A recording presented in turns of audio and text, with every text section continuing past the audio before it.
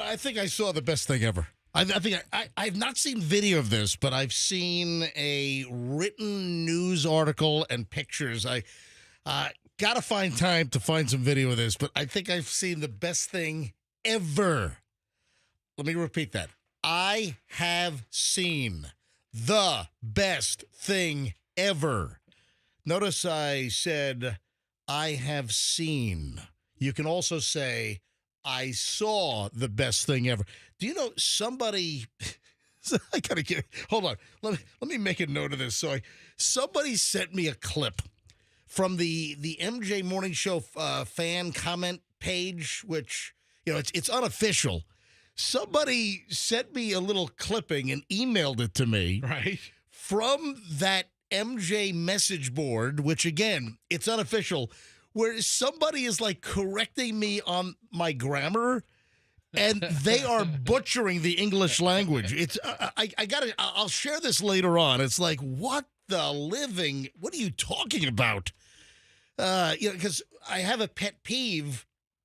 Because so many people, and when you watch the news, and I heard it like a dozen times watching some of the local news coverage on Tropical Storm, then Hurricane Debbie. And of course, we've got some people locally that have been flooded out. It's horrible. I feel for all these folks without flood insurance, people that were not required to have flood insurance, people that were not in FEMA flood zones have been flooded out. I mean, Manatee and Sarasota County have been especially hard hit to the south of our immediate area here, and I feel awful for these people. But I'd see folks on the news, I never seen anything like it.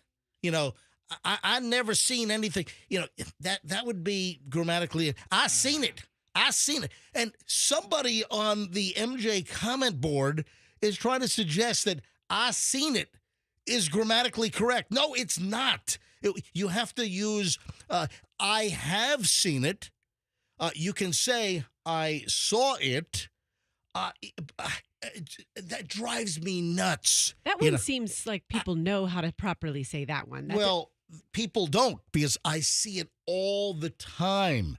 I seen it. I seen it. No, it's you need to use a word like a contraction like I've seen it or I have seen it. Fester, what are you grumbling? Fester's grumbling already. I would have stopped for donuts if I knew that we were going to start the day with English class. I'm not starting the day with English class. As hell sounds like I'm just saying that I saw, not I seen the best thing ever. No, I saw yesterday, I think, the best thing ever. Have you ever heard of Carjitsu? Well, Carjitsu is jiu-jitsu is when you're tingling your bodies and your limbs together, right? What? Fighting. Jiu-jitsu? Tingling? Tangling. Oh, tangling. I thought you said tingling. I'm like, pretzel what? Wrestling someone with your jiu-jitsu moves. I don't know if you're pretzeled, but jiu-jitsu, it's like it's like a martial art. That's the word. A martial art, exactly. So karate, right? Isn't that the right way to say karate or karate, judo? Feng shui. No, I'm kidding. No feng shui. Doesn't jiu-jitsu have an element of like grappling? I don't know. All I know is that I just it's a martial art. What's Carjitsu? I don't know about pretzeling. Well, it's ground fighting, submission grappling. And that's my word. I use pretzeling. Wait a minute. Did you just look up? Yes. It's what? Say that again? It's ground fighting. The focus in Brazilian Jiu-Jitsu, at least, is ground fighting, submission, grappling. So it's like when you're... Is submission, grappling, pretzeling? Tell me that doesn't look like a human pretzel, right? Well, that's Brazilian jiu-jitsu. What about regular jiu-jitsu? I think What Brazilian about jiu-jitsu is the regular Angolan one. jiu-jitsu? What about Carjitsu? Okay, well, back Yeah, back to the Let's get greatest back thing you've to it, ever guys. seen. All right, back to that. This is great. All right. What do you think car jiu-jitsu is? Is it where you like assemble one car out of two other cars? No. I don't know. It's Cars where two guys do jiu-jitsu inside the confines of a small car.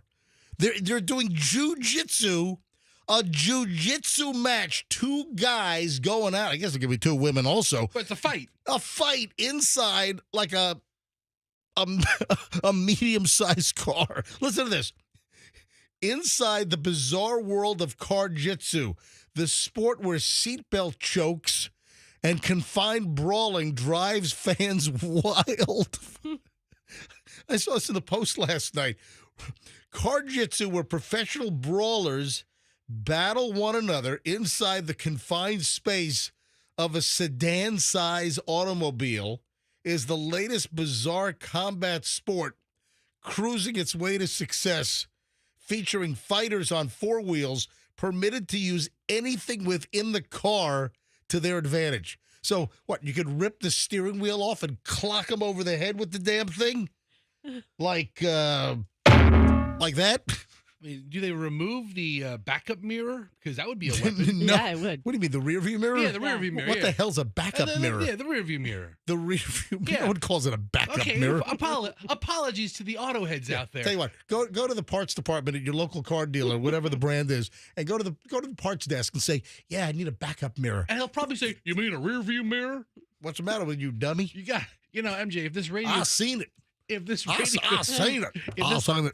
if this doesn't work out, you have a career at O'Reilly's waiting for you.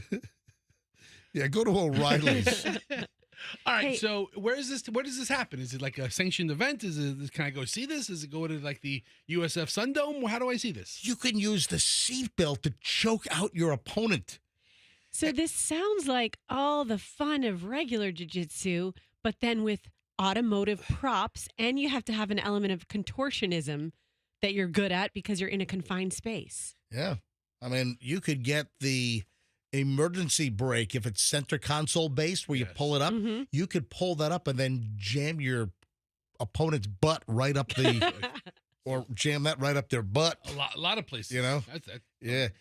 Listen, and while the claustrophobic concept may sound slightly insane, Carjitsu is burning virtual rubber on social media, already boasting a reported average of 5 million views per week. Celebrity fans include Kenan Thompson What? from Saturday Night Live Froggy's old neighbor. and Kevin Hart. New Jersey has already approved it for gambling, and ESPN aired the phenomenon for the first time on the Ocho Network's annual weekend celebration of obscure sports. I never heard of this until last night. Carjitsu. We got to get into this later on.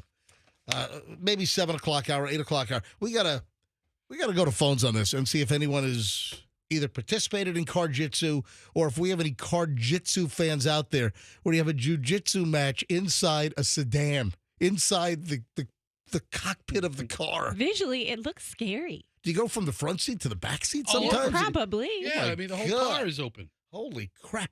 I mean, you could slam your opponent's head into the airbag and maybe get it to go off. Ooh. Something like that. It's crazy. I just told you, Carjitsu. You guys are all fascinated by this now, too. Oh, yeah. Let's check with the Carjitsu on the roads right now with Pat on the MJ Morning Show. Just getting rolling. 2 problems.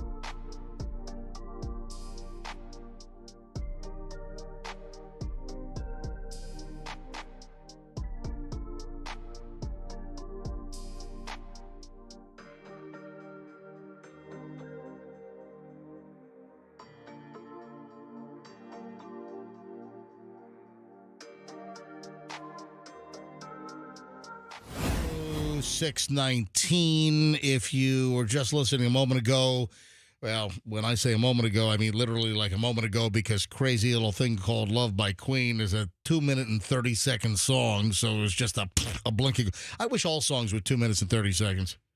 That's the way I like it. Anyway, so on the beginning of that song, you heard me say, I asked Roxanne to do something. Let's see if she did it. Roxanne just walked into the studio along with Fester. Thank you guys for joining me.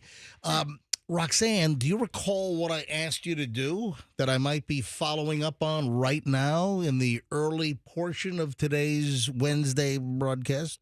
Yes, but I then delegated part of it to Fester, and I don't think he's done it.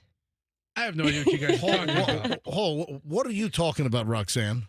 We were going to send another letter since my letter to Tiger King. That is wrong. Oh, that. Yeah, I didn't do that That either. that is Okay. not it. No. Then I have no idea. I- Oh, yes, I do know. Yes, Yeah. I do know. What is it? What do you think We have to see if we are going to hear from someone today.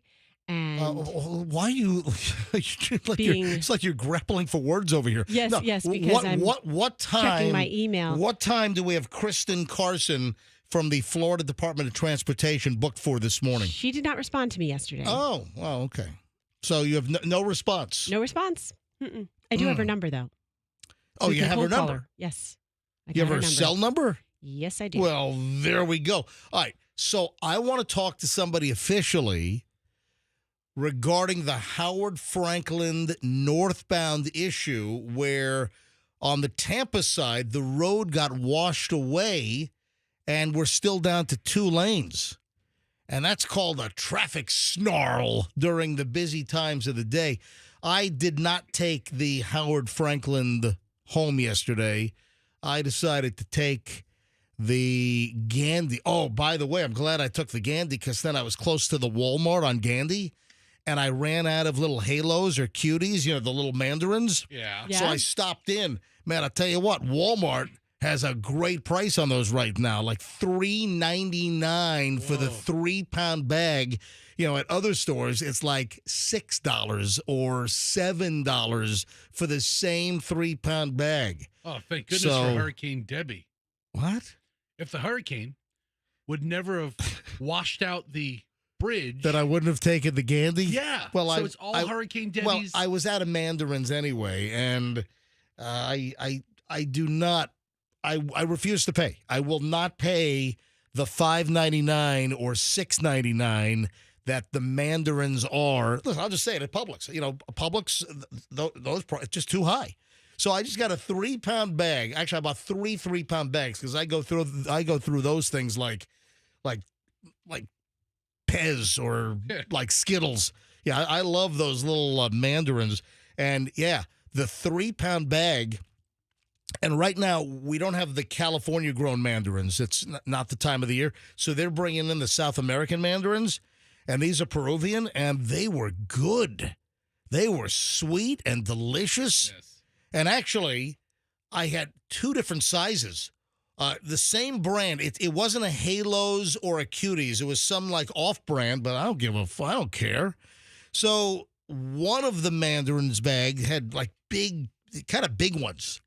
Still nice, easy peels, but they were big. And then there was another bag. They had 2 different sizes, and one had little small ones that were, like half the size. So I bought each, and there were like different flavors, but they're both good. They're both mandarin and citrusy, Yeah. but they just had a little different flavor timbre going on there. And I thought for $3.99 a bag. Hey, it's the MJ Produce Deal of the Week at Walmart. Oh, man. So I refuse to pay $5.99 or $6.99 for the mandarins. And I love those things, but I won't do it. Well, everybody in Peru thanks you, Yeah. by the way. Thank you very much. Sure. All right, so where was I? Oh, so I took the Gandy. I was going to get my mandarins anyway sometime this week, but I just accelerated the issue since I took the Gandy to South Tampa instead of taking the Howard Franklin. But I want to talk to the spokeswoman. Her name is Kristen Carson, and she is the spokeswoman for the Florida Department of Transportation, at least in this part of the state. And I want to find out what's going on. What are they doing? I saw crews out this morning. They're working. They're working the overnight hours. They're trying to fix the road because clearly they want to open up all 4 lanes of the Howard Franklin again because we're getting all bottlenecked with 2 lanes. So that, what is it, about halfway across the bridge, they start narrowing you down from the 4 lanes to the 2 lanes because of the washout. But they got to figure something out. They got to put some big giant boulders there or build some kind of seawall because that was just a tropical storm. What if we get worse, which, God forbid, I don't want. I mean, hopefully that's enough. We had enough, damage for, people, especially with flooding down in Manatee and Sarasota. Shore Acres had its flooding. Anyway, so we're going to try to get her on this morning. She didn't respond to your email? No, she didn't. But like I said, I have her cell. That's odd because she seems very, very diligent. She does. She absolutely does. Maybe she could have had a very busy day. Maybe she's yesterday. blocked you. That's always a possibility. That's a strong possibility. She's blocked Roxanne. Roxanne's just a pest. Maybe needs to leave me alone. Radio shows that call out civil servants. She's like, what? I don't need this. Click. No, listen, we're okay. We're courteous. Yeah, we are. We're very. I just want to get the deal on when the road should be opened up, and I want to get the real story on. I'd like to know why this hasn't been determined to be a weak spot and why this wasn't mitigated previously. Man, I sound all legal over here, don't I? You certainly do. Yeah. A couple of things that I want to get into here. Man, I got a pile of stuff today. I got to figure out how to cram all this in. Now, this is an older story, but this is the first time I'm seeing this. If you see this color painted on a tree in the woods, your life could be in danger. Oh, isn't that from a horror movie of some kind, or is that's an urban legend? Or I have heard this, but I didn't think it was from true. Yahoo. It's from Yahoo News. Yahoo News. Yeah, hold on, which MJ. is it's the equivalent of a horror movie. Do you know? Is it a specific color? Yes. Yes. Roxanne, do you know the specific color? I think I do. What color do you think it is? Is it red? That's wrong. You're not far off, though. Okay, burgundy. You're not far off. Wine. Oh, But- brown. No. Like the tree. It's brown on trees. No. It's very Brown on camouflage. Can't see it. Andrew just guessed it. Yes. What is it? It's The Color Purple. It's a movie. It's a movie that Oprah was in. Oh, wow. Now, here's the deal. It's a good movie. But was I really close to purple when I guessed red? Red isn't. That's what I said. I said you were close-ish or something to that No, I don't effect. think I was. What colors make purple? Red and blue. So you were 50% there. Oh, All okay. right, listen. Cups half full. I see your rationale. I had no idea. Is this real? Purple on trees? In nearly 24 states, a purple marking on a tree or other stationary object out in the wild denotes private property, and depending on where in the United States you are, landowners could be heavily armed and shoot you. To be completely safe, keep out.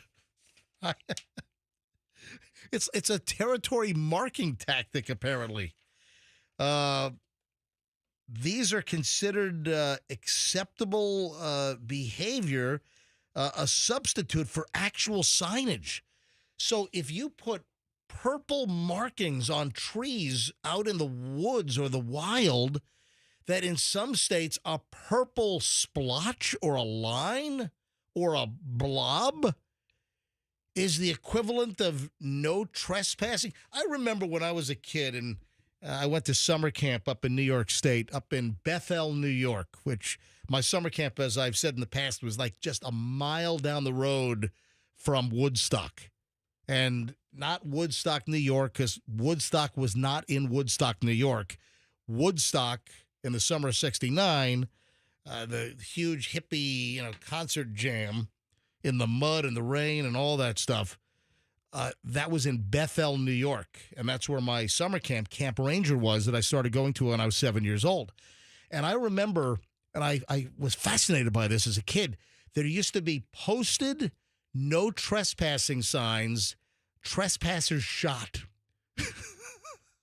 Yeah. Seriously.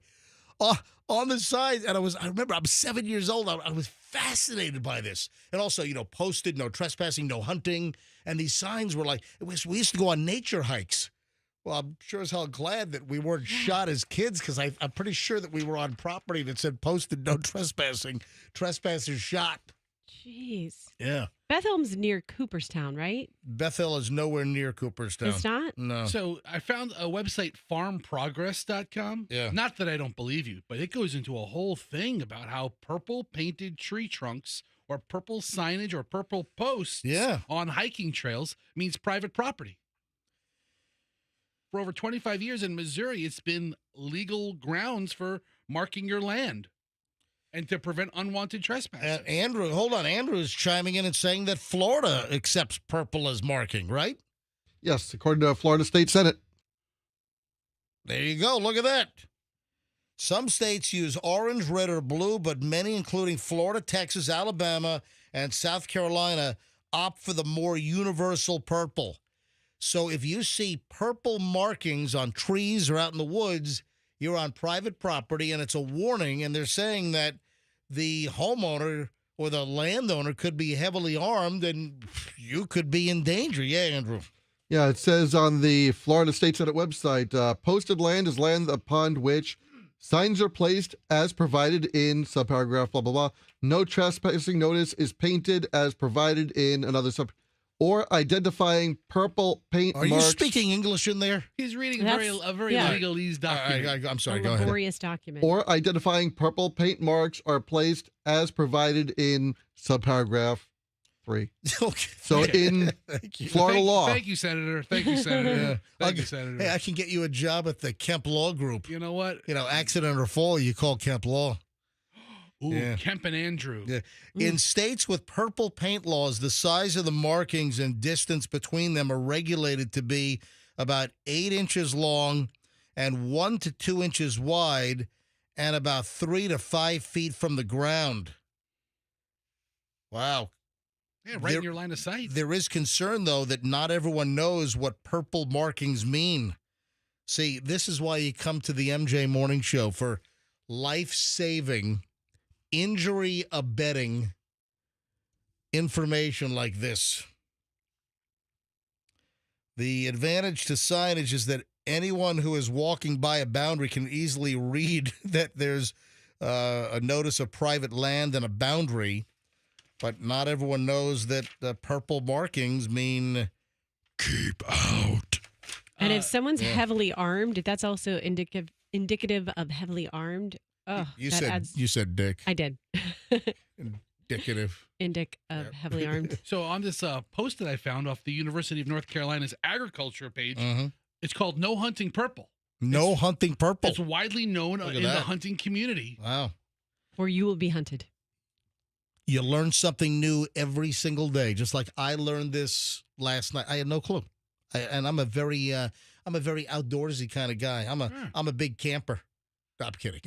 All right. 6:33 at the MJ Morning Show. Early morons in the news. Next. US 19.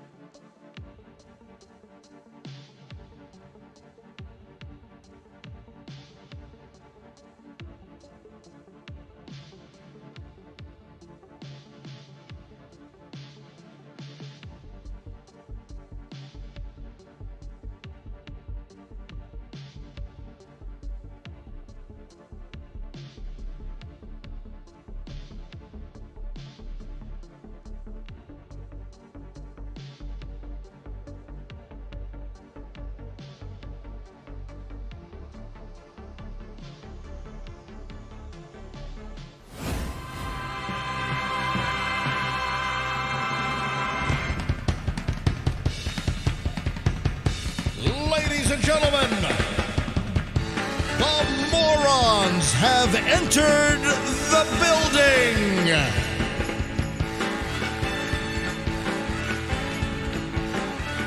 You see what I did there, Fester? I did. What did I do there? Well, I mean, Elvis. Yeah. Right? This is Elvis's. Elvis has left the building. I don't know that they announced Elvis arrived at the building. Well, I'm announcing that the Morons have entered the building. I like it. Time for the Morons right now. Hey, do you remember? This is a follow-up. This is a follow-up Moron story. 641 MJ Morning Show Wednesday morning. Hey, everybody. You remember we did the story about the woman that was charged with pulling down a high skirt on a girl at a restaurant? Do you remember that like months ago? Was I out of town for that? Because I have no recollection of that story. No, you don't have recollection of what we did on yesterday's show, so I'm not. Very true. I'm not shocked at that. Very true. All facts. All right, so the now fired Utah state employee who went viral for yanking down a teen girl's mini skirt at a busy steakhouse has taken a plea offer from prosecutors. Ida Ann Lorenzo, 49 years old, has pleaded no contest to a misdemeanor charge of sexual battery, according to KTVX out in Salt Lake City, Utah. Lorenzo admitting to knowingly and intentionally touching the buttocks of another person under the circumstances that she should have known would cause affront or alarm.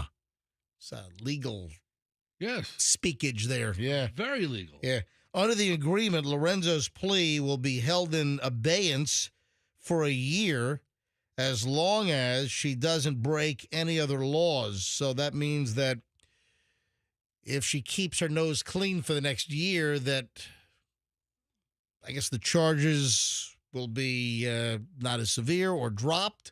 But if she is much blinks the wrong way during the course of the year, she's going up the river.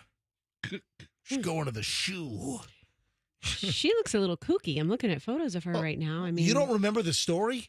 Yeah, it's kind of alarming to me because I do not remember this story, and I'm looking at the date that it happened, and I think I would have been here. It wasn't like when I was in Italy. Oh, no, this is months ago. Yeah, this is back in April. We talked about this. That would be months ago. Yes, thank you for affirming. Well, I have deleted this file from my brain, so it's like a brand new story to me. Tell me more. Footage was taken moments after Lorenzo allegedly yanked down the skirt of a 19-year-old young woman in the lobby of Sakura Japanese Steakhouse back on April 20th. April 20th. That's a day. Went viral. Millions of views on social media. And this woman was hired as a legal secretary with the Utah Attorney General's office. So here you have a legal secretary at the Attorney General's office in Utah. And she was offended and thought that a 19-year-old young woman's miniskirt was too short. It was hiked up too high. So she grabbed it and yanked it. She touched a stranger and yanked her skirt down because she thought it was hiked up too high to the crotchage area. Yeah, like she's a skirt police or something. You can't do that. I think I'm remembering this now because didn't we talk about have I ever been dress coded for anything or, just dress coding stories in general? I think I remember pulling your skirt down that day. Because I was offended. Yeah, that's in the thick HR file around here that goes nowhere. Why do you keep bringing up HR with me? Because it's a joke. It's funny. Are you threatening me? No. It's like you're threatening me. It's like a soft threat. It's like a joke she won't let go because it's like always a real threat. I have never had an HR complaint in all of my years of broadcasting. And granted, the whole HR stuff really kind of came about in the last, what would you say, 20 years, probably 15. HR getting really serious in the workplace. Well, it's a joke around here because we don't really have that department. Do we have a human resources department? No. We've got like 5 employees left at this place. Do we? No. Do we don't? We don't. And 4 of them are now on the morning show here. Yeah. Who handles HR here? I don't know. You tell me. I don't know. Is it Terry? Is it No. Is it Leslie? I think our company hired another company to do all of the HR crap? Yeah. Like an outlier company. Anyway, can you imagine? This woman was offended in the lobby of the Sakura Steakhouse. Is that like, it's got to be like a hibachi, right? Sakura Japanese Steakhouse. They're clicking along those knives and the spatulas and everything, and they're flipping shrimp tails into their pocket and their hat, right? Uh-huh. Wanted to keep all are they bouncing? What do they bounce? The shrimp tails, right? No. They what do they bounce? Do they bounce the egg? They balance the egg, but what are they bouncing? I've seen where they're using like the spatula device and they're like bouncing something. I think it's shrimp tails. No, the shrimp tail gets flung into like the top of the hat or something. Okay. Yeah, but maybe it's one of the vegetables. Maybe it's like an onion or something, and they're just like bouncing it in the air. The onion they chop up really pretty. And then they do the volcano, right, where they pour gasoline on the grill and then they watch us eat it afterwards. Yeah, they torch it up. Anyway, can you imagine you're in a Japanese steakhouse place and some woman just yanks down your miniskirt because she thinks it's too high? Well, that's it. Anyway, so she took a plea deal. She's going to avoid jail time or more serious charges here. Keep all that meat to the hibachi. And again, there's video. And we talked about this. There's video of her actually touching the girl and a 19-year-old young woman and yanking down her skirt. All right, next moron on the news item here. A burglar out in Los Angeles has left a note explaining that drugs cost a lot. Sorry. Hey, inflation. I'm sure that stuff is going up as well. I've burgled you. Sorry, but drugs cost a lot. Yeah, this is what? Burglary etiquette, which is now taking over Los Angeles. And that makes it more acceptable? Well, no, of course it does. I'm being facetious. I'm being sarcastic. Oh, what I was doing. There were 10 businesses burgled. I love the word burgled. It's not used enough. There were 10 businesses burgled and then vandalized in San Fernando. and cops think that it's just one perp potentially. And the businesses were targeted, and in one case, the thief left an apology note and promises that he'll never return. According to Fox 11 out in Los Angeles, the burglar left broken glass everywhere, trashed a cash register, took bills, left the coins. Listen, 4 quarters make $1. You know, a roll of quarters is what, $10? Yeah, right? Yeah. It all adds up. Yeah.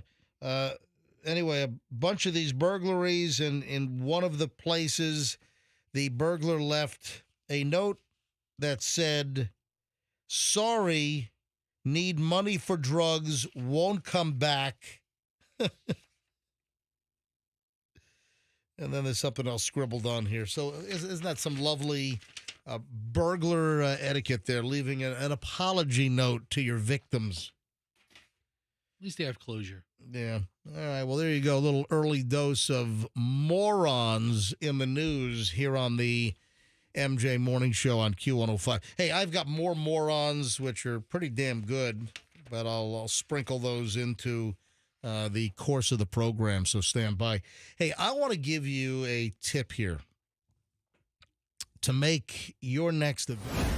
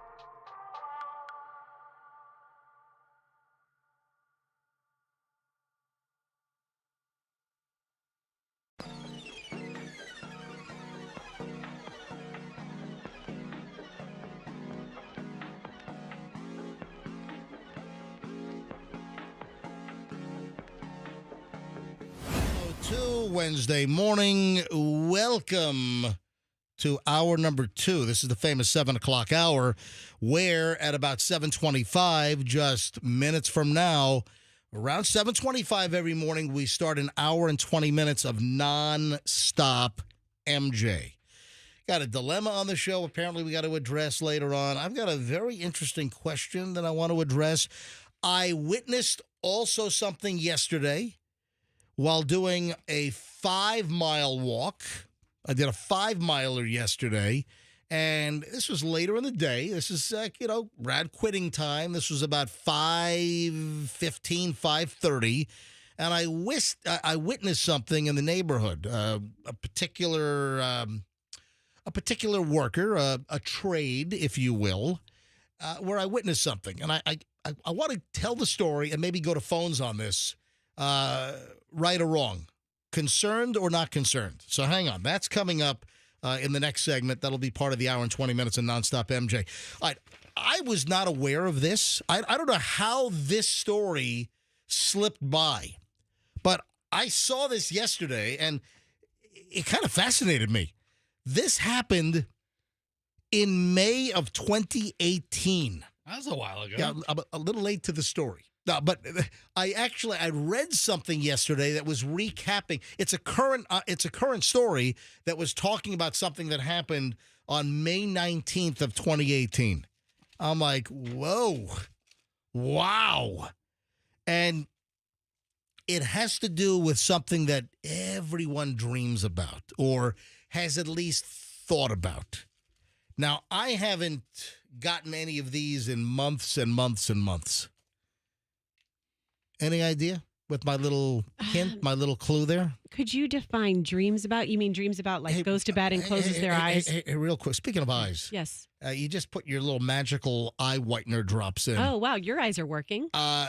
Since you were able to see that. I just hope that that's not one of those products where down the road they determine that the product is going to give you eyeball cancer. And you are an alarmist. Listen, you're just putting those drops in multiple I do it once a week. You don't do it. You do it every day. Mark it on your calendar. When's the last time I did it? Mark it down today. I think August I saw it 7th. yesterday. Nope. Didn't put them in yesterday. How about Monday? Nope. No Monday. She has not over the weekend. She has eye whitening Wednesdays. Yeah. That's her thing. Yeah. The alliteration helps remind her. You guys are just... And you claim that these eye whitening drops, I don't claim. They make your eyes whiter? Oh. Whiter. Heck to the yes. I mean, you can look in my eyeballs and watch me do it. And 30 seconds later, my eyeballs are whiter. It's crazy. Why don't you just pour like a laundry detergent whitener in your eyes? That'll make them white as well. Oh, like Tide Pod for eyes. Yeah. Yeah. Sometimes I try to mix it up and I do my teeth bleachers on my eyeballs and I do my eye drops on my teeth, but it doesn't work as well. Michelle buys some whitener. Hang on a minute. She actually texted it to me the other day because she wanted me to get some at Walmart. Yesterday, actually. Hang on. Let me see if I can find it. Here it is. Michelle buys White Bright for her laundry whitener. And she's like, laundry. Yeah, and she's like, buy as many bottles as they have on the shelf because a lot of times this product's out. Yeah, right. I'm gonna hold this up to MJ TV. This is it. She sent me a text yesterday when I told her I was going to Walmart to go get some cuties, some little mandarins, right? She sent me, hey, see if because the last 2 or 3 times I went, they didn't have the product. It was out. Okay, I'm going to give it back to you, what you just said. What's that doing to your skin when you use all that White Bright, MJ? Removes dingies. Bleach and oxys can't. Wow. White Bright laundry whitener. Rust, yellowing, red clay, color bleeds, and more. And Michelle, I bought 9 of these things yesterday. So, hey, Walmart on Gandy in South Tampa, if you notice that the White Bright was completely out, and I'm sure the stalkers listen to the MJ Morning Show. Yes. That was me. I loaded up the cart. Stalkers, STOCKERS. Yeah. Yes. As opposed to stalk, STALK. Yeah, I know exactly what you're talking about. It was a very touchy. MJ, yesterday we talked about Roxanne's issue. Yeah. With her stalker. Yep. And I've had several people come up to me after the show very concerned for her safety. and very concerned about the situation that's existing. And I'm glad that we brought light to it yesterday. And I'll continue to bring light. And I told the individual that's been stalking Roxanne, there was a restraining order that ran out a couple of months back, and then the person started contacting Roxanne again. And I laid down the gauntlet yesterday that if this person, first of all, Roxanne will go get another restraining order and drag your ass back into court. But if you continue to harass Roxanne via text and other methods, I'm gonna give out your name on the air, your address, and see how you like it. So knock it off. Leave Roxanne alone. Yeah, if you missed it, I went into like a 10-minute tirade on this about 7:45 yesterday morning. I appreciate you looking out for me, both of you Thank you. guys. I had a lot of people, say that it was a creepy story, and a lot of people said to me, I got a bunch of email. Thank you for having Roxanne's back. I mean, Yeah. creepy, yes, but the awareness of it. Yeah, and I'm not the only one who's gone through stuff. I mean, they're much more. When you bring something to light, right? Things get resolved. Yeah. All right, so let me go back to the item that I was trying to get to. All right, not Roxanne's eyeball whitener, No. not your wife's laundry list, or no. her stalker. This is from 19 May of 2018, and I saw like a recap story on this. It was like just kind of a, hey, did you know this? And no, I didn't. And I'm in the content business, and I don't know how this got by me. Do you know that a guy in New Jersey won a $315 million Powerball jackpot thanks to unwanted orange juice? All right, think about that. Okay, so someone sent him out to get orange juice that he didn't even want to drink. Well, or buy? you're close. No, guy comes home with an expensive, I guess, half-gallon, quart, whatever they call it now, of orange juice, and they were pinching pennies, and the wife sent the husband back to the grocery store to return the orange juice because it was $5. Yeah, I mean, listen to this. Tayeb Suami, Souami. His wife said, take that back. Return a carton of orange juice that was $5 to a local grocery store in New Jersey. And he kind of negated the reason for returning the orange juice because on the way out, he saw the sign that Powerball was $315 million. So he returns the orange juice, but then blows the money by buying a couple of Powerball tickets. And that netted him the winning ticket at $315 million. I never knew the story. That's a great one. Married father of two in New Jersey. On May 19, 2018, he was an accountant for a food importer. But money was tight in the house. He was 56 at the time, had just refinanced the home to cover the cost of their kids' college tuition. He and his wife were doing their best to make ends meet. He comes home from the supermarket with a $5 bottle of orange juice and said, you take that back right now. We're not spending $5 on a bottle of orange juice right now. We can't drink orange juice right now. That's too expensive. No, you just buy cheaper. She said that that's too expensive at that store. She can get it cheaper elsewhere. So he gets back in his car, goes. They were in Little Ferry, New Jersey, and he goes to ShopRite, which is a big northeastern chain. Hey, Mom, what's for dinner? ShopRite has the answer. That was the jingle. When I had a ShopRite truck. So during Christmas, do you remember those?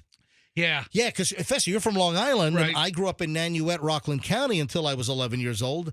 And ShopRite, I remember down the aisles, like on the upper shelves, they used to have a certain time, maybe it was year-round, but I think I remember Christmas time, they used to have the coolest ShopRite trucks, and they were like metal. So the metal cab and then the whole metal tractor trailer, it was like gray with the red and yellow ShopRite logo on it. I had I think I had several over the years, ShopRite, little toy trucks. So he gets back in his car, goes back to the ShopRite in nearby Hackensack, where he went in to get a refund. When he stood in line at the customer service desk, that's also where they sold the Powerball tickets, obviously. And the little display said Powerball $315 million. So he gets the refund of the orange juice and then takes some of that refund money and buys 2 Powerball tickets.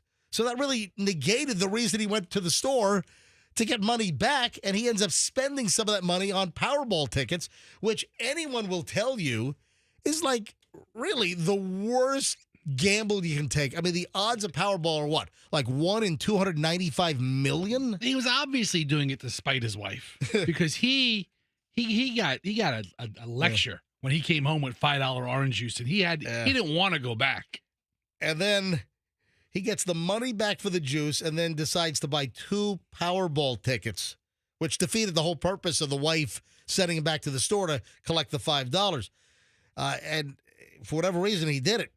It wasn't until he took his car out to the local car wash the following day that he spotted a 7-Eleven store and remembered to check his tickets. So he goes into the 7-Eleven to get his tickets scanned, and the clerk scans the tickets, and apparently the clerk's face turns like ghost white, gaping mouth open, and apparently the screen must have said something like winner, big winner, must contact lottery headquarters, whatever the deal was. So the staff member then goes, "Oh my God, oh my God, oh my God, you've won big, very, very big. $315 million Powerball jackpot, all because the wife sent them back because money was tight. And she said, we're not buying a $5 bottle of orange juice right now. That's hilarious. And he buys 2 Powerball tickets on the way out. Good for him. And I never heard this story. And I don't know why I don't know why I stumbled across this, but it's a news story talking about what happened to this guy back in 2018. Yeah, so her frugality was the trigger for that, was a catalyst for that. Yeah. I mean, what happened when he got home well, where's the $5? Yeah. Oh, I only Powerball tickets are like $2 a ticket. Yeah, she's never going to ask for the $5. He bought 2. That would have been what, $4? Yeah, a couple. And then I don't know if he bought like the multiplier or whatever, because then he would have been in the hole. It would have been like what, $6? Fork over his own cash. Or exactly, he had to give $1 back plus the $5 for the return orange juice. That's an amazing story. You never know, folks. It's an awful gamble. The odds are terrible, but the old saying, you gotta be in it to win it, right? 7:15 at the MJ Morning Show here on Q105. We start an hour and 20 minutes of nonstop MJ next. I've got some.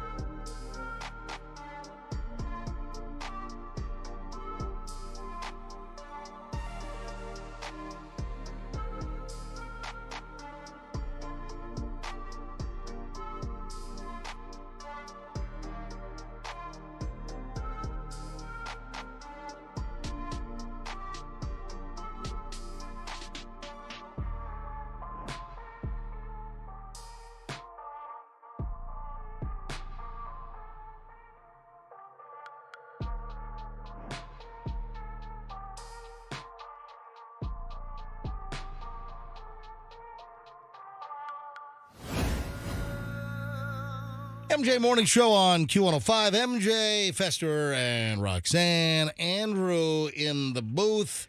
Yeah, Andrew's got a little situation coming up that he wanted to discuss in just a few minutes. Andrew, I'll give you a little opening in just a few. Also, I just heard back from Anthony Sullivan. You know, Sully. Anthony Sullivan for OxyClean, who never... good friends like me with Billy Mays. When Billy Mays passed, you know, Billy Mays was the voice of OxyClean on the TV commercials. And when Billy passed, Anthony took over for OxyClean. And there is something that we did with Anthony Sullivan and Billy Mays years ago when Billy was still alive before he passed away. Remember, what was that? It was Pitchmen. You remember? It was, they had a show. They had a show called Pitchmen. A reality TV show. You know what? If you think about this was like the precursor to Shark Tank. I think Shark Tank was already out. I don't know. Shark Tank's been out for 15 years. Dude, this was before. I don't know. I'm telling you, this was before Shark Tank, if I'm not mistaken. No, I think this was prior to Shark. Anyway, I'm trying to coordinate things. I just got a text from Anthony Sullivan. He's in the UK right now. And he said that today's tough to talk to us because he's in the middle of something, but he can talk to us tomorrow. And then I can try to line the guy up. I got an email from a guy. Apparently, we laughed at his invention. Oh, my God. Yeah. So we did one of the episodes of Pitchmen, which ran on one of the cable networks, you know, nationally. I think it might have been prior to Shark Tank. So, again, it was about Billy Mays and Anthony Sullivan. They're pitchmen. They pitch products. And we did an open casting call. It was the MJ, and was it just MJ back then, or was BJ still here? No, this happened like in 2010, I'm thinking. No, it was 20. It might have been 2006 or something. Anyway. It was you were in the studio. I set it up at the was it not the Ritz? I'm telling you. At the club in Ybor City. Yes, I'm pretty sure this happened before Shark Tank because Shark Tank premiered August 9th of 2009. This was absolutely before 2009. There is no doubt in my mind. Find out when Pitchmen ran. All right. I'm looking it up. Yeah, look it up. Look, Billy Mays died June 28th of 2009. Right, and the season 1. Dude, I'm telling you, so we did this before Billy Mays passed away. So the Pitchman show, this was... Everything, 2009 was the year. Right. The Pitchmen TV show was in 2009. Shark Tank apparently debuted in 2009. All right, so and right.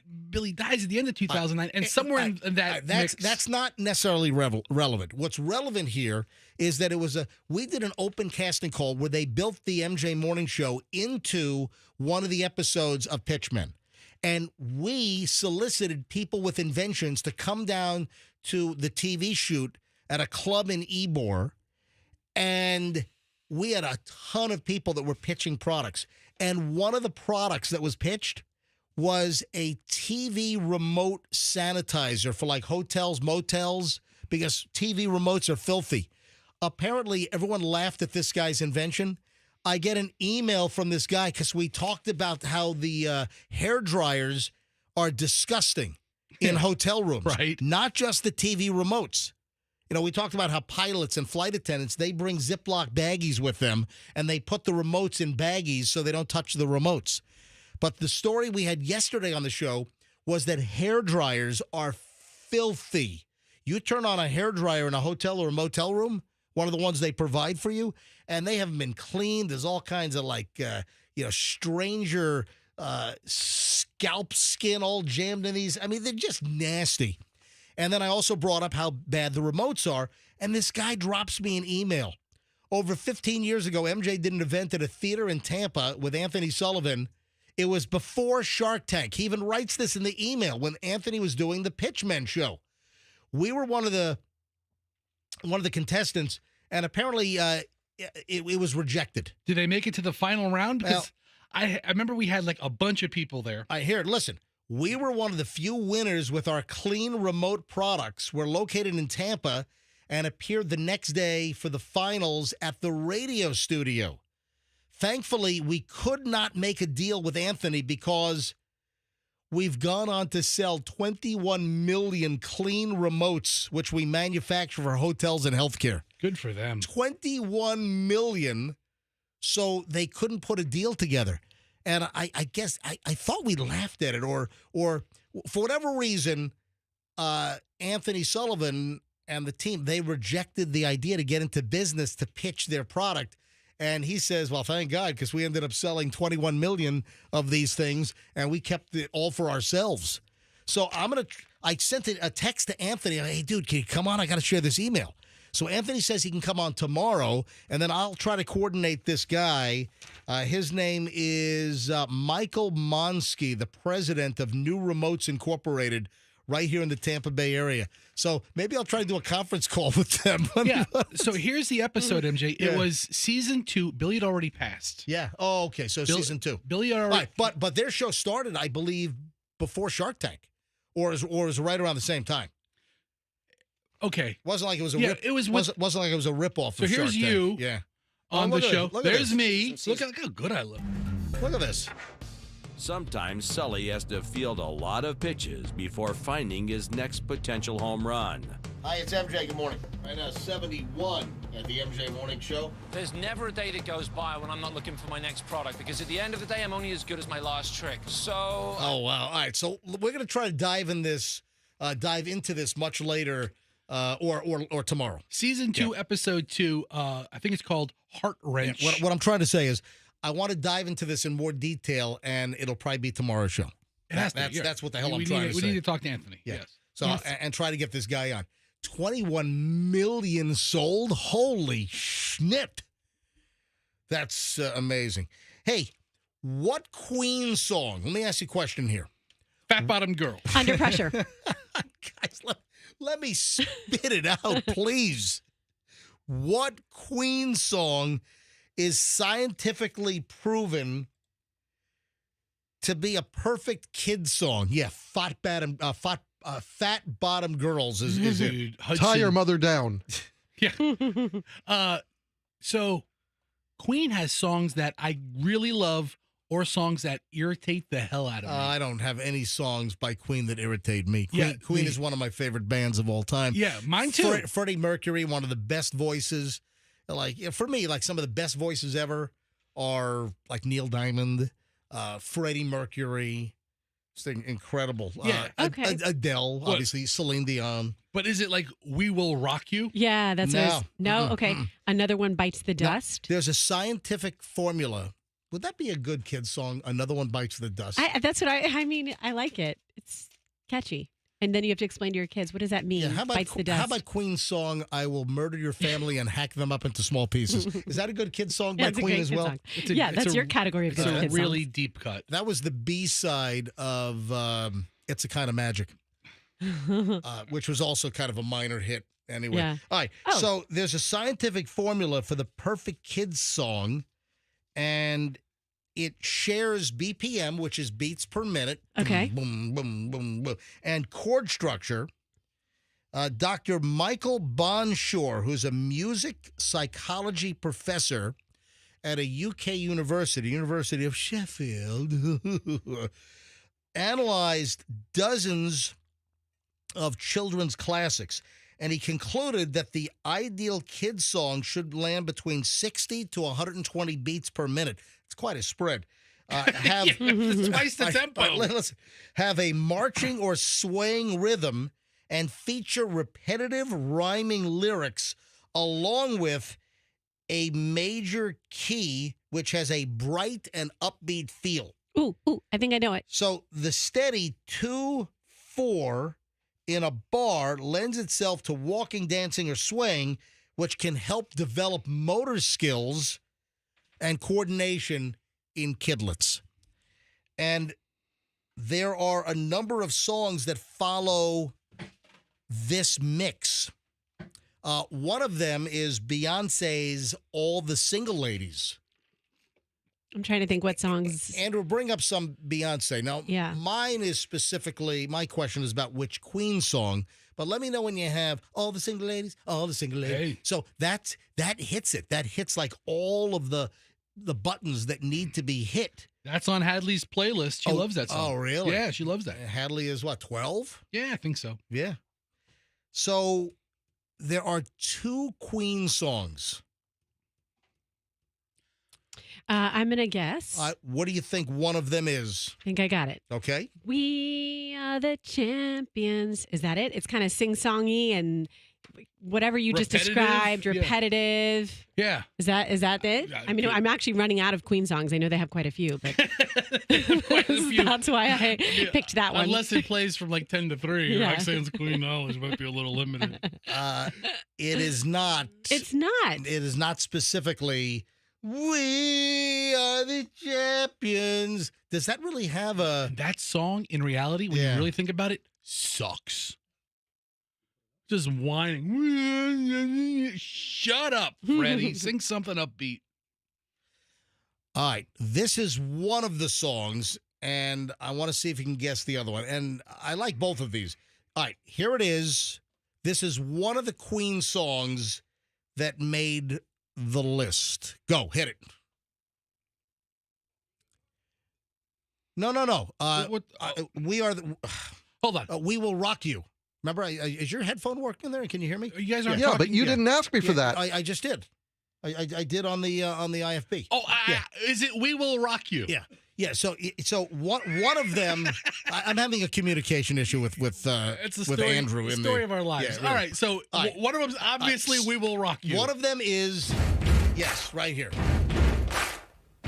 One of the Queen songs is...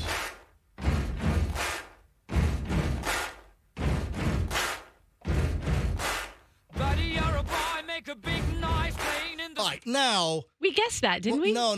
You said we are the champions. Now... No. Fester, I think. Just one of us said I We Will said Rock You. Fat Bottom Girls. Yeah, he said Fat Bottom Girls. Which All right, I now, stick with, here's by the the deal. way. Now, well, We Will Rock You does like segue into I'm a We Are fan. the Champions, but they're 2 separate songs, all right? All right, so on the album, there's like a segue, right? From We Are the Champions or We Will Rock You into We Are the Champions. Yeah, I'm looking at the All right, lyrics of We Will Rock You, So, and this doesn't break into the champions. one of the Queen songs is We Will Rock You, which I just demoed. Great song. Tough for a DJ to hit, though. I think it starts now. Maybe not. See? Maybe Here we now. go. Buddy, you're a boy, make a big noise playing in the street. Gonna be a big All right, so that's one of them. Can you mumble the other one to Andrew so we can guess it? No. Do it again, just like last time. I have that one here. Oh, okay. Yeah, that one I have. Good. All right, I'll give you a hint. All right. They performed this song at the Live Aid concert in 1985 in Philadelphia. Oh, Live Aid in Philadelphia. yeah. Quit being yes. a wise ass. Yes, I recall Come everything. on. Bohemian Rhapsody. No, they did do that, I think. I think they did that at Live Aid. They did because I'm reading it from a list. Yeah. You sure it's not Fat Bottom Girls? It's not All Fat right. Bottom Girls. I've run out of All Queen right, songs. all right. How do you run out of Queen songs? You named two. Is it that swing version? No, all right, I'm gonna give you. I'm gonna give you. Love. No. I just No. can't handle it. Hang on. It's not that. All right. All right. Roxanne, I'm gonna give you a little blip. You've been very good at figuring out the blips. Oh, Do Oh you- yeah, maybe the blip will Do help you me. know Maven of the this? midday. Here's the blip. That sounded like That's- wait, do it again. That sounds like the intro to like a Tiffany song It's or not something. an intro to Tiffany like It sounds that. like Oh, I Poppy. I think we're alone now. All right, MJ. Yeah. MJ, I'll tell you right now. We have a guest in the studio. We do. Who was in last year, who hosts a college radio station that I guess she calls it oldies, but it's actually the music we Right. played Yeah, in it's Q105. Q105. It's the 80s and more. And she's waving her hand like she knows. Mackenzie, right? Yes. All right. So Mackenzie, you shadowed us like a year ago. I did. It was last summer. I was this time last summer. And you're a college student where? Refresh our memory. Washington and Lee. That's a good school. Yes. Yeah, and are you a rising senior now? Headed into my senior year. Wow, and you were a golfer too. Are you on the college golf team? I sure am. Oh, look at that. All right, so last year we did everything we can to talk her out of going into broadcasting, and here she is a year later with an internship at a TV station, and she's back hanging out with us. Yes. Radio and local TV is an absolute dumpster fire these days. It is. I mean, look around. From a business model, local radio, listen, we're still having a great time. And local TV, it's just not the way it used to be. The heyday has passed. Get back to the Queen song. She knows the answer. So you think you know just that. I think I knew it before you even gave me the clip. Ooh. Really? You knew it before the... Yep. So according to science...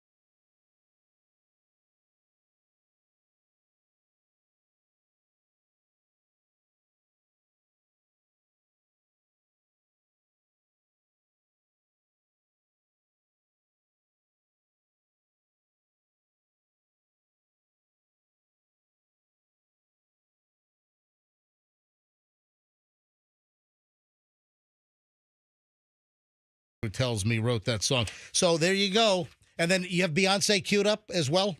And Beyonce, those two Queen songs, and then Beyonce's song, All the Single Ladies, is also like a perfect kid song as far as the beat, the repetitiveness. Here's a little Beyonce.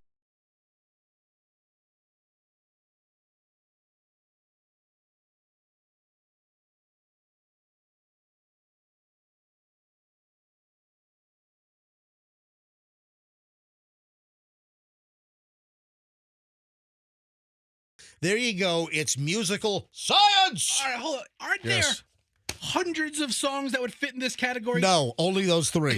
I mean, seriously. No. Okay. All right. Shut up. You're spreading disinformation. Yes, I'm sure there are. Yes. You pull out a good Beyonce song. Yes. Not her best, but good. Those are the examples that the scientist Okay. is utilizing. This is nobody's cured cancer, but we have scientists working on this crap. Yeah. Also, All right. I think Baby Shark is another one. No kidding. How come We Don't Need No Education didn't make the list? We don't need no education. Education. So about 15 people sent me a text to my cell phone saying bicycle was their Bicycles guess. That's Queen's another. bicycle song was the second one, but it wasn't. No, but Bicycle Race is a great song as well. Bicycle, bicycle, I want to ride my bicycle. I like Queen. I love, Michelle and I are Queen fanatics. Dude, you put a mustache on you could be Freddie for Halloween with that voice. We light a candle for Freddie Mercury on the anniversary of his death every single. You take your temperatures with a mercury thermometer. Exactly. And I'm surprised that you with your kooky willy-nilly astrology stuff, you didn't bring it up. Mercury retrograde has started on Monday. It's back. Yep, it's back. Roxanne's Mercury retrograde is back. Freddie Mercury retrograde. Exactly. Freddie Mercury retrograde. Here. What are you guys? I got Fester like hand signaling and communicating with our visitor. Because I think. You making googly eyes at her? I think I am of the belief. Yes. Even in present company, and I love Roxanne. Yes. People who follow this Mercury retrograde stuff Are idiots? No. Oh, Just sorry. nuts. Just nuts. Just a little, Just crazy. a little, just a different, kooky. a different breed. Not my kind of people. Listen, and it's- apparently it's not Mackenzie's kind of people either. She's giving me like a. Speak for yourself, Buster. We had a simultaneous eye roll of Mercury retrograde. No, you just bring out eye rolls in people. Like you roll your eyes at someone and they think like it's like a sympathetic yawn. Nope. A sympathetic eye I roll. don't need it. Mercury retrograde. Mercury retrograde is a thing. What does it even mean? It's when the planet of Mercury is moving backward, and it affects our communication and travel. And here's the thing. I feel like I notice that there are more plane cancellations and travel delays. Like if we do take a trip. More tropical storms and hurricanes? Well, I don't know about that, but. Like Debbie does the Gulf? I mean, she was here on Monday, right? Get it? Yeah, I got it. Debbie does Steenhatchee. Listen, Yeah. So the Mercury is in an apparent retrograde motion, and it governs communication and travel. So some people believe that if you book travel plans, then you better be prepared to wait to have delays. But or that you're on an Alaska Airways flight and the whole door plug blows out. But look at the day and age we're in. Yeah. You have to be prepared to be delayed anytime you travel now. So maybe Mercury has nothing to do with it. It is. I'm not into the whole Mercury retrograde, and I don't think Fester is either. And we got our college visitor, our shadower, Mackenzie, rolling her eyes too. But well, Roxanne, for someone who doesn't believe in it, MJ, who didn't sign their contract for the entirety of Mercury retrograde, remember that? I was still working on items that had nothing to do with Mercury retrograde. And for somebody who doesn't believe in Mercury retrograde, guess who looked at a 2009 Mercury Grand Marquis 2 weeks ago? You? Yes. Yes, You can drive that thing backwards. Take the miles off it. It's 2009. It was real nice. And it's not retrograde, but Roxanne constantly has a low-grade fever. So, Yeah, that I take with my Mercury Mercury thermometer. low-grade fever. All right. Okay. All right. So Freddie Mercury. Are we still talking about No, Yeah, what are I'm we moving talking on. about? Okay. It is 7:48. I got to talk about Roxanne's condition. Oh, yeah. And I'm not going to say this because I'm going to be accused of being misogynistic. It's like you had such a good day yesterday. Everyone's so happy for you having my back. Well, So yeah, you don't want to go backwards, but right? wait a sec. This is not an observation that I've made. No, it's not. So let's be very clear. Yeah. I am not body shaming you. I would never do that. I don't think there's anything to body shame you on. We save all the body shaming around here for me. Hold on. Oh, that's true. That's 100% The old accurate. fat guy over here gets all that stuff. Roxanne, Yes. will you certify and verify that you're the one that brought this up yourself wholeheartedly? And I had nothing to do. You brought this up unilaterally, yes or no? Certified Roxanne radio observation. Yes. Okay. Nothing to do with you. You volunteered to us. Yeah. I don't even want to say the words because it'll be snipped and cut out of context, and I'm going to be Me Too'd or something. Sent to our HR department that doesn't I'm exist. going to be turned into Weinstein or Jeffrey Epstein or something. So You have a plane? What? You have a plane? I keep that. I keep it quiet. No, shh. I keep the G650 quiet. Shh. All right. All right. So, Roxanne, Yes. please reveal your own self-body shaming. Okay, this is yes. Remember you asked me on Monday about a story, and the headline was "White Women Are More Self-Conscious of Their Bodies." And you're like, Yeah. do you feel that way? I had a story earlier this week Yeah. about white women are much more self-conscious about their bodies than other women of other ethnicities. Yes. And 90% of what we do around here, we have no idea we're going to do it. So you asked me that question. I have no time to think about it. But the first thing that pops in my head is like, no, I'm not self-conscious because I have my two little bully kids who tell me they see dents on my butt and I'm still wearing my bikini. Oh, that's you know, right. right? That's right. You're 7-year-old? Right. 4-year-old and 7-year-old. Mom, why do you have dents in your butt? Why do you have dents in your butt? And I told them that's called cellulite, and you'll be. Hi, Billy Mays for the Ding King. Get the dents out of your butt. All right, go ahead. You're the one that don't want to see misogynist. I'm sorry. Okay, I mean, all right, let's go.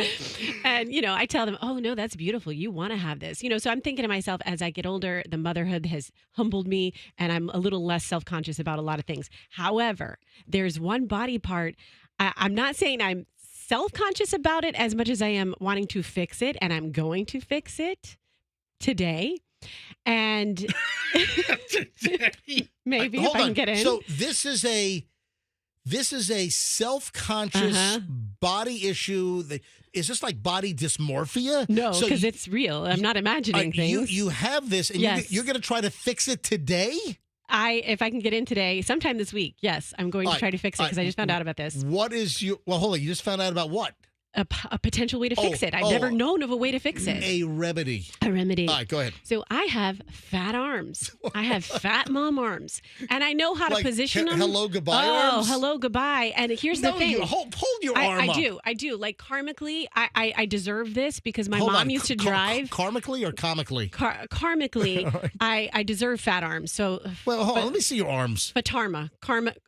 Fat arm karma. I've got more chunk here than I should. Let me explain something to you. And I want to hear, you know what? I want to hear your take as a workout guy because, you're all X-forcing it up. So I want to hear what you have to say because I've talked to a lot of people who work out about this. Here's the thing. When I was a kid, my mom would be driving and I would reach up while her tricep was hanging down and jiggle it and go, ah, and make it like jiggle. So it's genetic? It's genetic and it is karma for that behavior of mine. Hold up your arm. Yeah. Andrew, take Roxanne's camera. Yeah. See, I got some extra stuff there. Right, hold it up. Keep holding it up. And then wiggle the bottom of your arm. Hang on, I can't see because this studio is the worst. I do work out. So you see muscle, but there's extra stuff here. All right, hold on. Just hold your arm and then just like kind of flop with your two fingers, flop the bottom. A little floppy there. I don't think it's terrible. I see it, but I don't think it's terrible. I so appreciate that. That's the right answer. That's the right answer from you, mister. But okay. But you're self-conscious. Yes, let me tell you. And you wanna get rid of the underfloppage. Right. And so here, you know what I did? I actually went to a plastic surgeon years ago. And I said, I just want you to kind of check out my arms here. And he was a jerk. He was like, so I show him my arms and he goes, oh, so sad. Such a skinny, he had an accent. Wait. Such a skinny girl and such fat arms. What? Wait a minute. Hold on. That? I don't know. You went to a plastic surgeon that said, oh, what a shame. Such a thin girl with such fat arms? Yes. And he told me basically. Was he from Armenia? Get it? Armenia. Yes. That's a joke. That's a joke right there. I like that. So he said that he would have to cut my cut my arm off. Is what he was getting at. Like cut my arm off and sew it back together, and then they're called bat wings is the proper way to describe them. Are you calling your brother? Yeah. Yay. All right, hold on. Okay. Ask him. Just say, hey, Drew, Dr. Drew. Yes. This is Roxanne. Okay. Ask him if he knows what bat wings are. Okay. Right.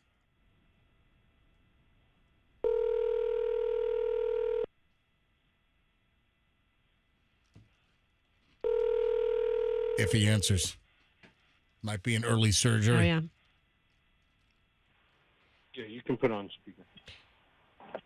Dr. Drew? Dr. Drew?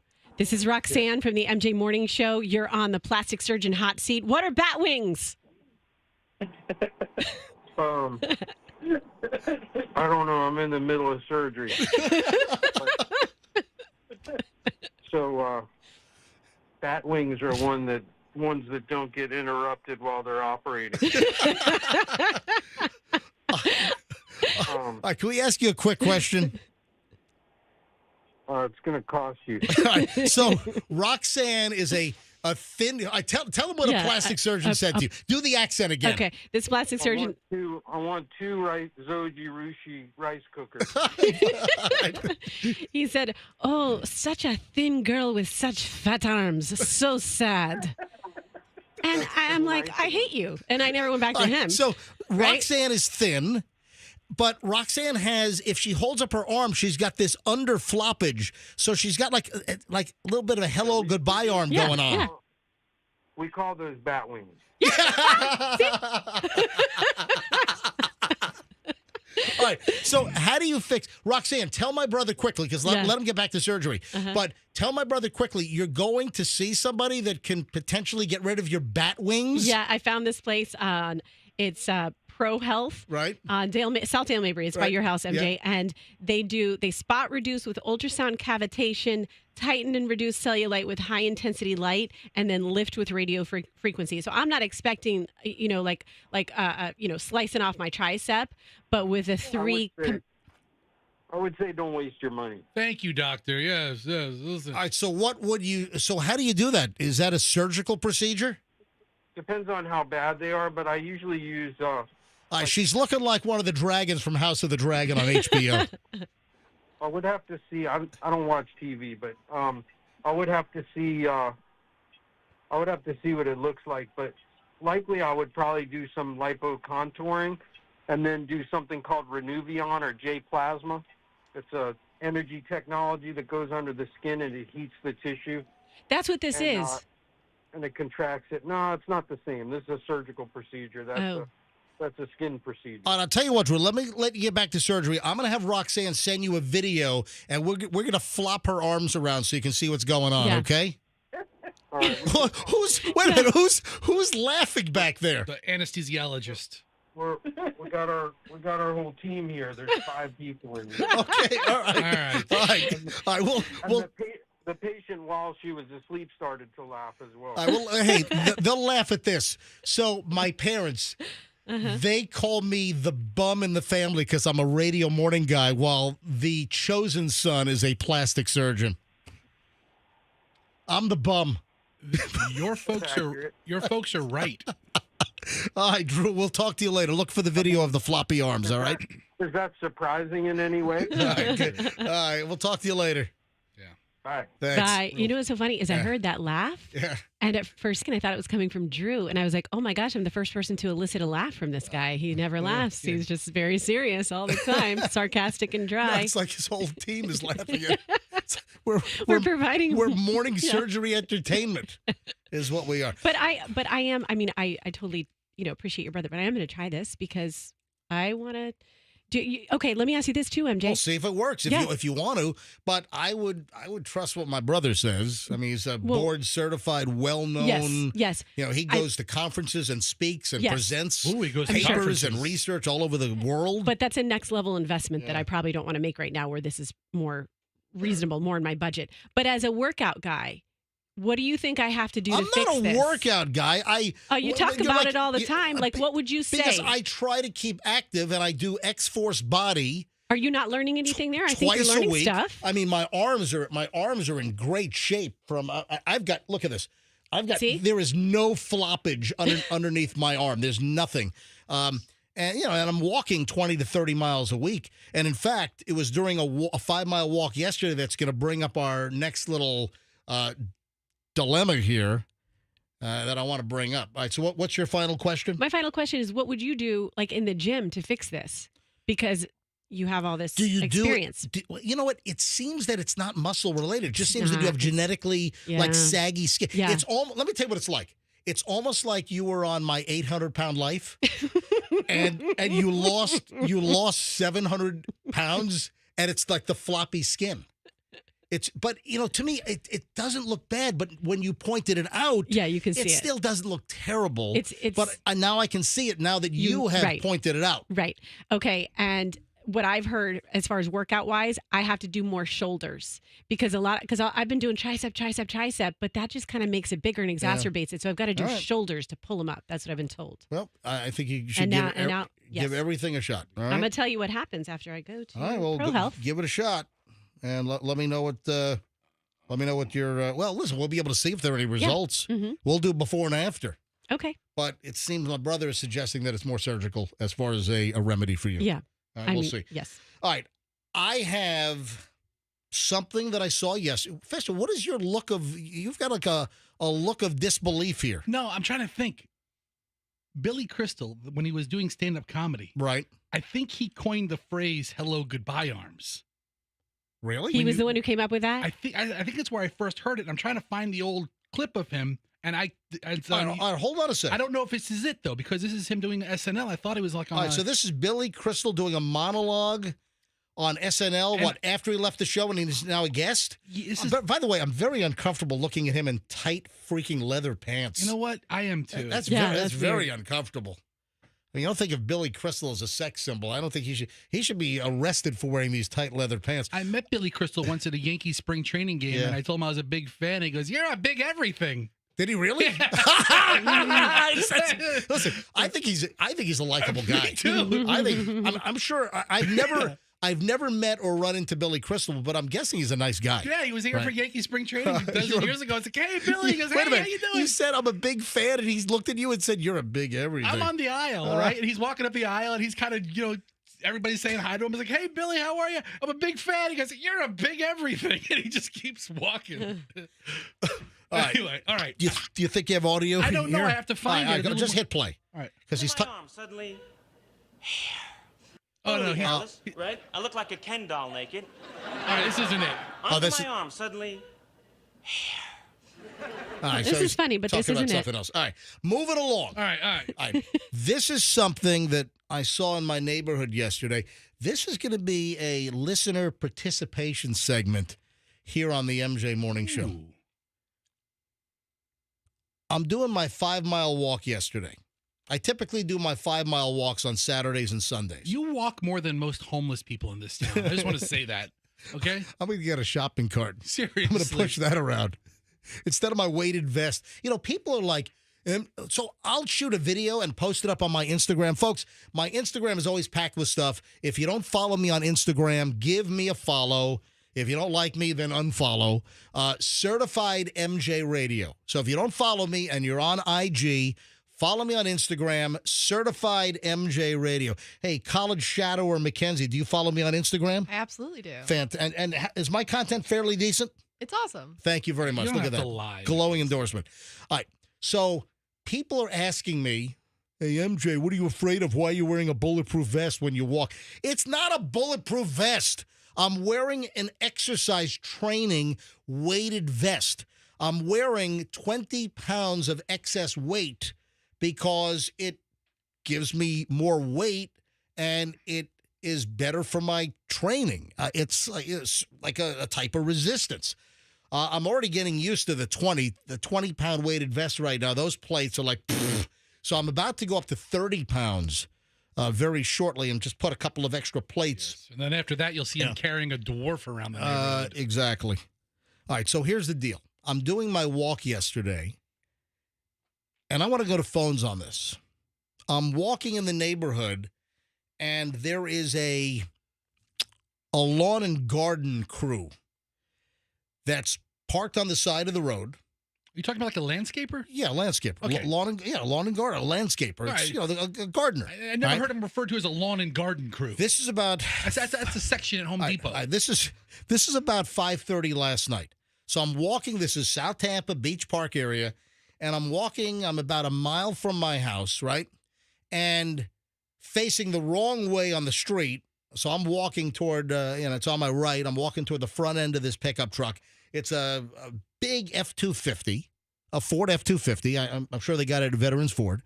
And they're towing a long trailer. You know the long open trailers, like the black metal sides and kind of like the latticed metal?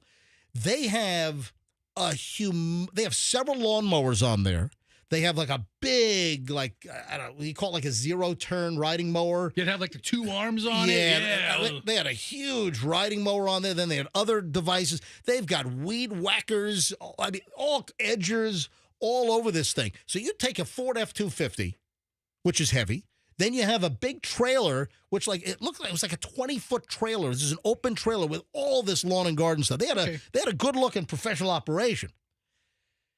I'm walking by the truck, and suddenly, and I'm walking, I've got a good pace going, I'm taking a deep breath, and oh my God, I am blasted with Ganjarama, all right? I am blasted with just an unbelievable face full of burning cannabis, all right? It's pot, folks. It's marijuana. Oh, no. You don't say. All right. What's your beef? All right. So you got these guys operating heavy equipment, lawn equipment, and driving a big, heavy truck with a big trailer, and these guys are getting baked in my neighborhood? I mean, are you comfortable? I'm guessing, I don't know if I'm guessing they weren't smoking the weed while they were doing the yard work. So that's exactly when they were smoking the weed. I'm guessing it's quitting time. It's about 5:30 last night, and they're just getting baked. They're getting toked. I mean, this is some strong stuff. And the smell, I think my weighted vest still has the odor of marijuana just walking 2 feet to the left or to the right of their vehicle. I think I'm still blasted up with. Here's the question I have, though. And Festo, I'll ask you and Roxanne. I'll even ask our special college shadower, Mackenzie, this morning.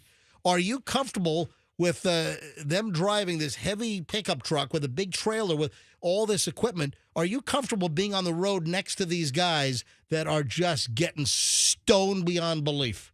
And they're getting ready to leave the job and drive down West Shore to Dale Mabry, maybe onto 275, and they just inhaled some serious spliffage. Let's call the sheriff afterwards. Yes. Let's call the sheriff. Dude, let's call the county commissioner afterwards and see if he's okay with people driving while they're high. Well, you know what? And this is a big, if Amendment 3 passes in November, that could put, well, I don't think could. I think it'll put a lot of additional people that now say, recreational marijuana is legal.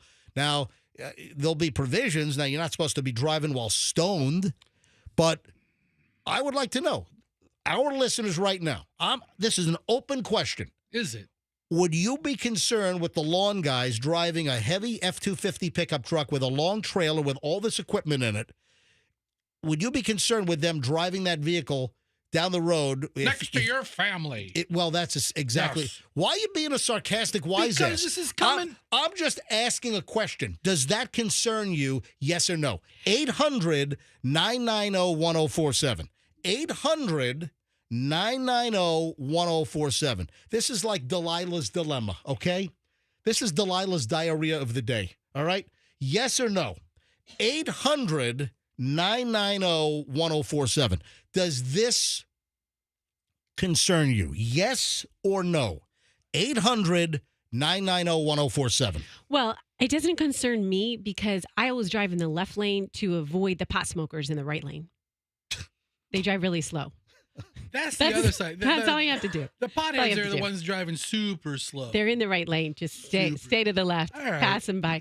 In all seriousness, if you want to know the uptick. You've got your precious little cargo. You got your two little girls in the back.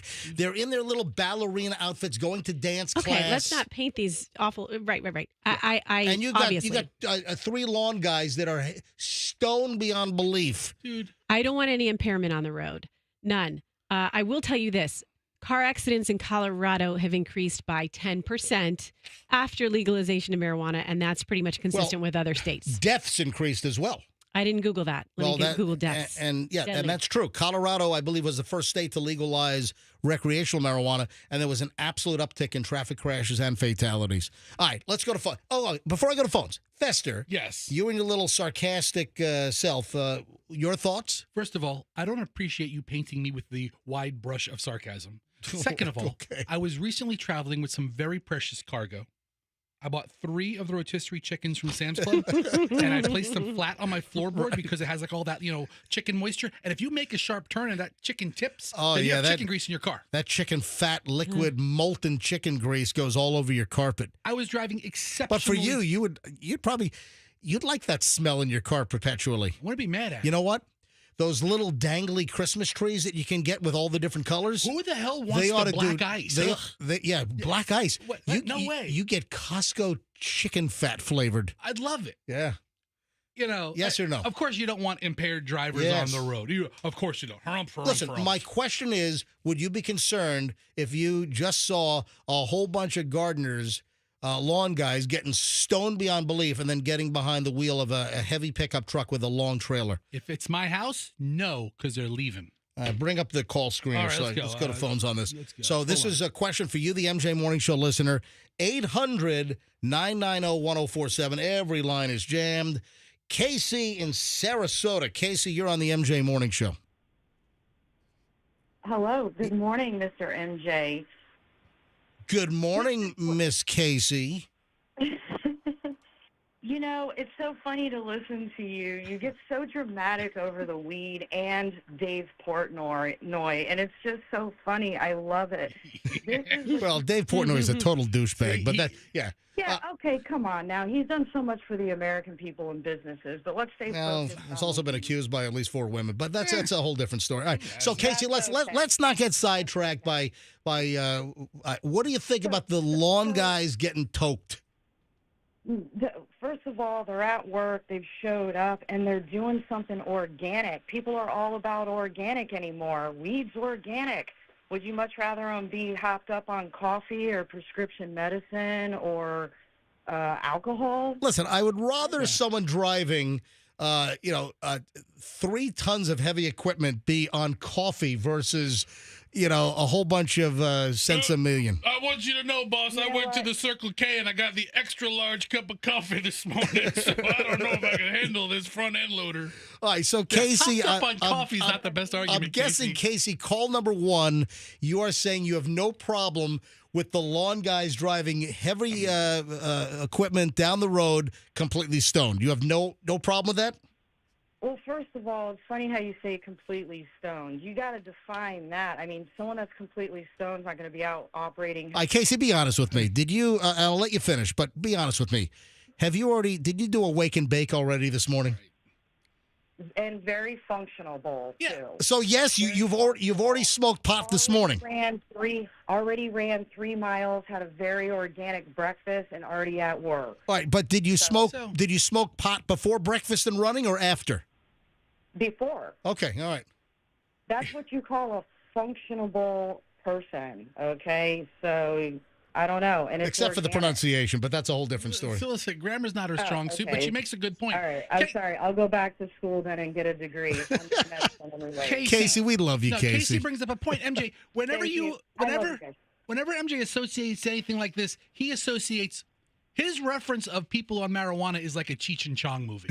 Everybody's coming out of his van. Or Spicoli rolling out of the microbus in Fast Times at Ridgemont High. You're so dramatic about it. Yeah. But you love me, right? Die laughing. But you love me. I absolutely love you. Are you kidding me? I'm at work listening to you. All right, Casey, thanks for the call. All right, so Casey's in the column of she's got no problem. All right. With the Stone Lawn guys. Let me grab Alberto in Tampa. Alberto, you're on the MJ Morning Show. Hi. Hi, good morning, guys. Here, frequent caller. How you doing? Thank you, Alberto. Go ahead. Not much. She pretty much sums it up pretty well. It's a matter of, how much you want to really, how much can you handle what you at work. Just try to be functional, or functional, I guess. Yeah, functional, yes. So I'm looking for functional. So, yeah. Go ahead. He pretty much had it all for us, so yes. I'm pro it. You're pro Stone Lawn guys. All right, here we go. I'm actually heating the vape right now too. You're what? I'm actually heating my vape right now. Oh, you're heating the vape. His vape. Yeah, I got it. Yeah, He's yeah. hitting the vape. All right, Alberto, thanks for checking in again. I appreciate it. Man. Good morning, guys. Good morning to you too. Thank you, Alberto. Drew's in Parrish. Drew, you're on the MJ Morning Show. Absolutely would not want that to be going on. That amendment is ridiculous. We don't need to do any of that stuff. I'm a retired cop. I moved from a state that is recreational. It only creates more problems. People say, oh, it's going to help these people. It's not helping nobody. We don't need no trucks flying down the road. It's going to kill people. Where are you from? Where were you a cop? New Jersey. Yep. Metuchen? Edison, right next door. Edison. Yeah, that was a good guess. Hey, yeah. I've had lunch at the Edison Diner, which I'm sure you were there many times. Of course. Yep. Hey, thank you, Drew. Have a great one. Thanks for listening to the program. Let's grab Kay in St. Pete. Kay, you're on the MJ Morning Show. Good morning, MJ. Morning. I love you too. Thank you, Kay. I need affirmation every day to, Awesome. Boy, do you. I will call you every day to tell you I love you. Thank you, Kay. And I was actually wondering if you were going to continue doing the marijuana stories now that Froggy's no longer on the show. So I'm glad to see that you are, or to hear that you are still doing that. I'm working on bringing Froggy back, though. Every single day I'm working on bringing Froggy back. I hope he comes back. I love him. He's hilarious. I love everybody. Thanks. But I have no problem with it. I am a smoker, and I think you may be surprised at how many people are driving down the road while they're toking on a joint or hitting the bowl. It's really not that as bad as you think. You don't know because you have no experience with it, but it's really not that bad. And also, the stories you hear about the car crashes and everything in Colorado, it's always people high on marijuana and something. Marijuana and crack. Marijuana and... Do you hit the bowl while driving? I do, yes. I prefer to smoke the joint, though, because it looks more like I'm smoking a cigarette. Uh-huh. So, but yes, I do, and I know I'm not high right now. I was actually getting ready to roll up as you were telling the story, but I decided... Hold on, you were getting ready to roll a joint while I was telling the story? I am. And yes, you decided not to? Is that what you're about to say?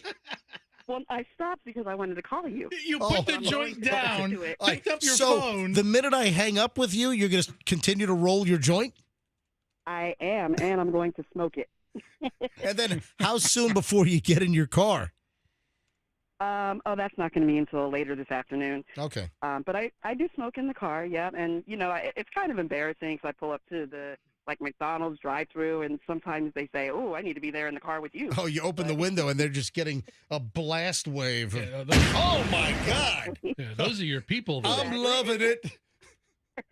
I love it, and they love it. Yeah. But, yeah, no, I understand you don't wish to smoke, and that's perfectly fine. You know, there are edibles if you want to just, you know, experiment once. I don't want to experiment. I don't want to do it. That's perfectly fine. But just because you've never experienced it, I'm just going to try to give you the closest reference to what it feels like. Just imagine if you're just, like, really sleepy. You can take a big hit and blow smoke into my mouth. Okay, I can do that. I'm kidding. I'll go to the radio station later today. I'm kidding, Kim. I don't think Michelle would appreciate don't that. threaten Kay with a good time. agree. Listen. All right, Kay, thanks for the call. Thanks for listening. You're welcome. All Have a right. great day, guys. Man, our listeners are great, though. I mean, these calls are fantastic. Kathy in St. Pete. Kathy, MJ Morning Show. Hi. Hi. I'm for it. You know, I mean, no, you don't want somebody to be so blasted that they can't function and drive, but to me, it doesn't affect you that way. Not everybody is affected the same way, and I would say that people who drink, whether it's just one or two, would be the same. And you don't know who you're driving next to that just, you know, had happy hour or they take pills or whatever. Kathy, fully agree. I don't want drunk drivers next to me, and I don't want stoned drivers next to me. Kathy, I appreciate you calling in. Thank you. Have a great day. How about Mel in Brandon? Hey, Mel. Hi, MJ. This is clearly not Mel who used to own Mel's Hot Dogs. Go ahead, Mel. No, it's Mel. It's Melissa. Yep. I don't have an issue with people smoking pot. I don't have an issue with them making it legal. What I do have an issue with is them driving impaired. Now, I had something, a little sidebar. I have neighbors across the street that is their profession to sell marijuana. Well, legally or illegally? Illegally. Okay. And I see them making drug deals all day. So I was just curious how that would impact someone in that business.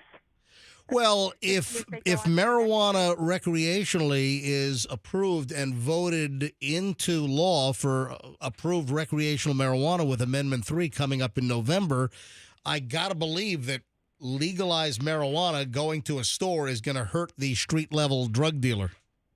Well, that's what my hope is, because I've been seeing it for the last couple years, and I just wonder if they're going to... Let's see. Hold on a minute. Mel, you're in Brandon.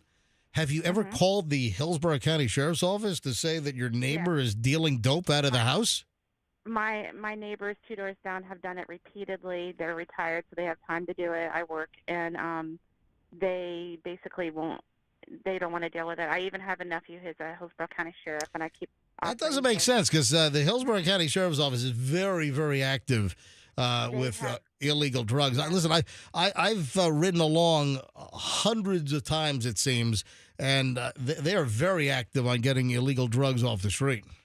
Well, I'll email their address to you, and then you could see what you can do for me, because we've tried, and they don't seem to be interested. Well, but they also got to catch people in the act, and that, they right. just basically sit there.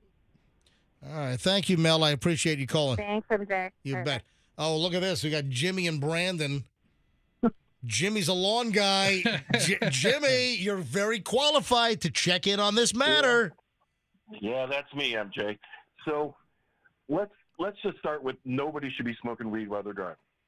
Okay. You know, just like drinking alcohol. Nobody should be drinking alcohol when they're driving. Yep. It's a machine. Do you want your pilot, smoking weed? Good point. I don't think so. Nope.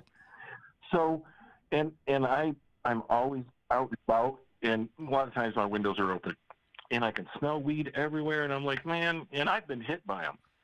So hold on, you've been hit by stone drivers?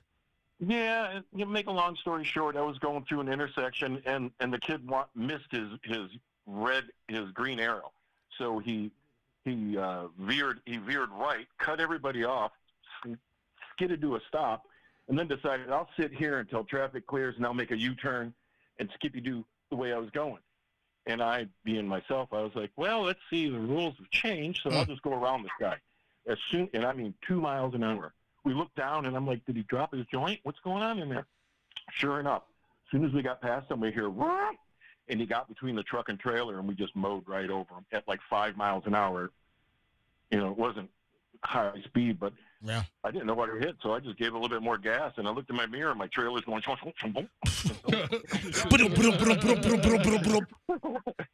oh my God. Yeah, no, and you don't want your employees smelling like weed when they're walking around your client's house. Yeah, exactly. Why is my screen all cut? Gee, Right. I wonder what it could be. Jimmy, long guy in Brandon, thank you, dude. I appreciate you calling in. All right, you guys, MJ, stay safe. Yeah. Oh, by the way, today's Wednesday. This is my lawn day, so my lawn guy's probably at the house right now, doing my place. All that water. Yeah. Also, with my yard, I got a lot of little oak branches down, so it's gonna be a pain in the butt for my lawn guy today. All those up. We did that yesterday, but most of the yards are too wet to mow. Yeah. There's just too much water, so you just pick them up. Yeah. Sticks, Hey, I turn my, I do have the water sensor for my irrigation system, but sometimes it doesn't work, even when you get like 3 feet of rain. So I manually turn my irrigation system off for like the rest of the month, Yeah, you can do it, but as long as you're home and you're keeping track. Yeah, I'm monitoring. No, I did turn my irrigation off through the weekend because there's just enough water. Thank you, Jimmy. Oh, Michelle just texted me. I missed my chance. With what? To play a Tom Petty hook. The caller that said, MJ, you don't know how it feels. The one that wants to blow marijuana smoke into my mouth. Michelle says that I missed my opportunity to play Tom Petty. And let's smoke another joint, yeah.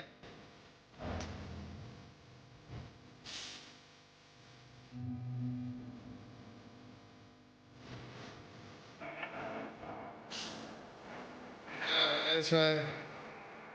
Uh-huh. To be high.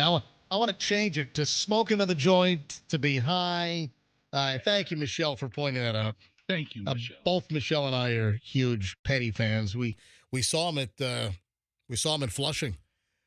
We saw him just a couple of months before he passed away. Yes, his last words were, "Thank God MJ and Michelle got to see me." Shut up. All right, look at the phones. All right, I'll finish up with Emily, Evan, Robert, Jack.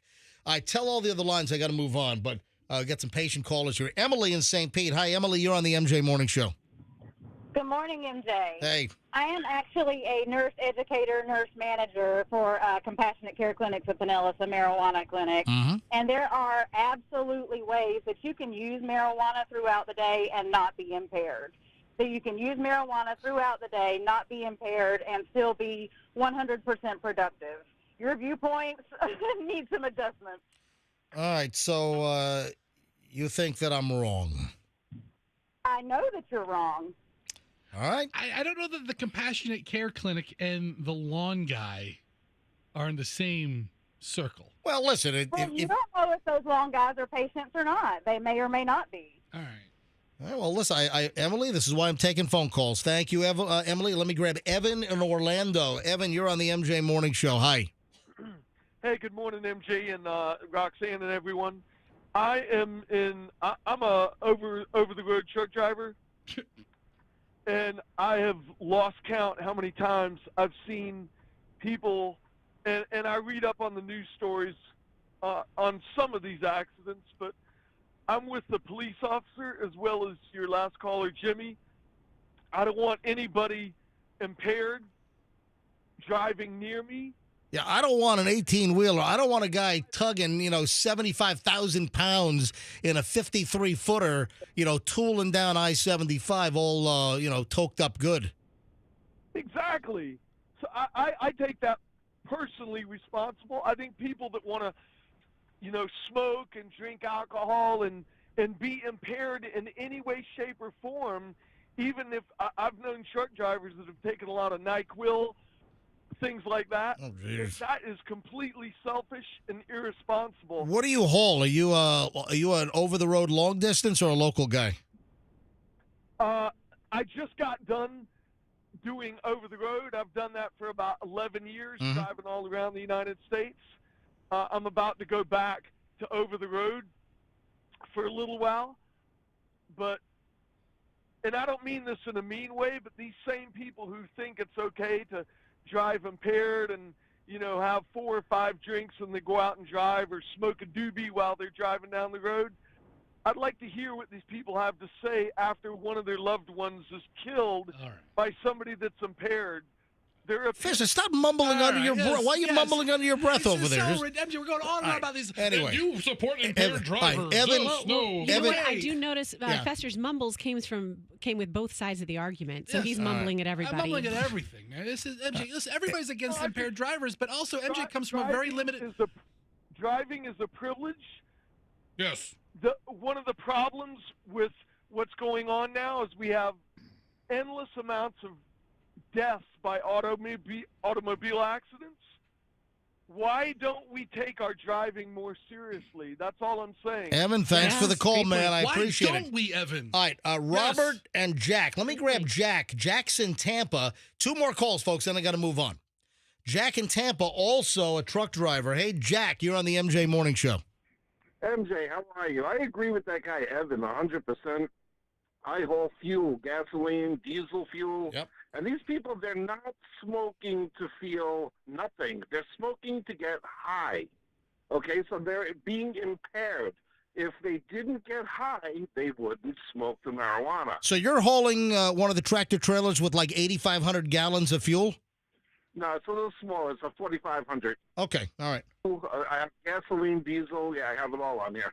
Gotcha. And we can tell, us as truck drivers, we can tell. They think they're okay, but we can tell if they're high or not just by following them. Jack, thanks for the call. All right, last call on this, and we're going to move on. Man, phones exploded. They're still ringing. Every line is still ringing in this place. Robert in Tampa. Robert, you're on the MJ Morning Show. Final say on this, and then I'll give you the tally as I've tallied these phone calls on whether you think it's okay. Folks, if you're just tuning in, this all started because yesterday I'm doing my 5-mile walk in the neighborhood.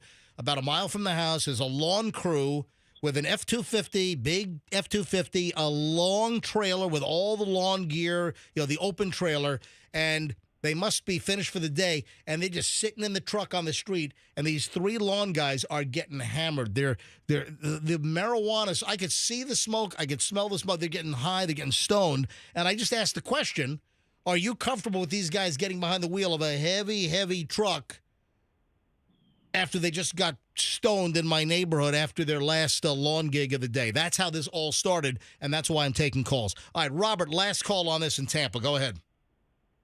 Yes, sir. MJ, I'm the first-time caller.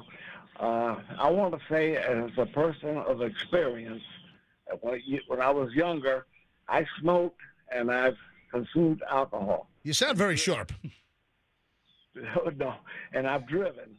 And believe me, I'll tell you that it's no difference. You're impaired either way. I realize that now. That was when I was young and stupid. I did both.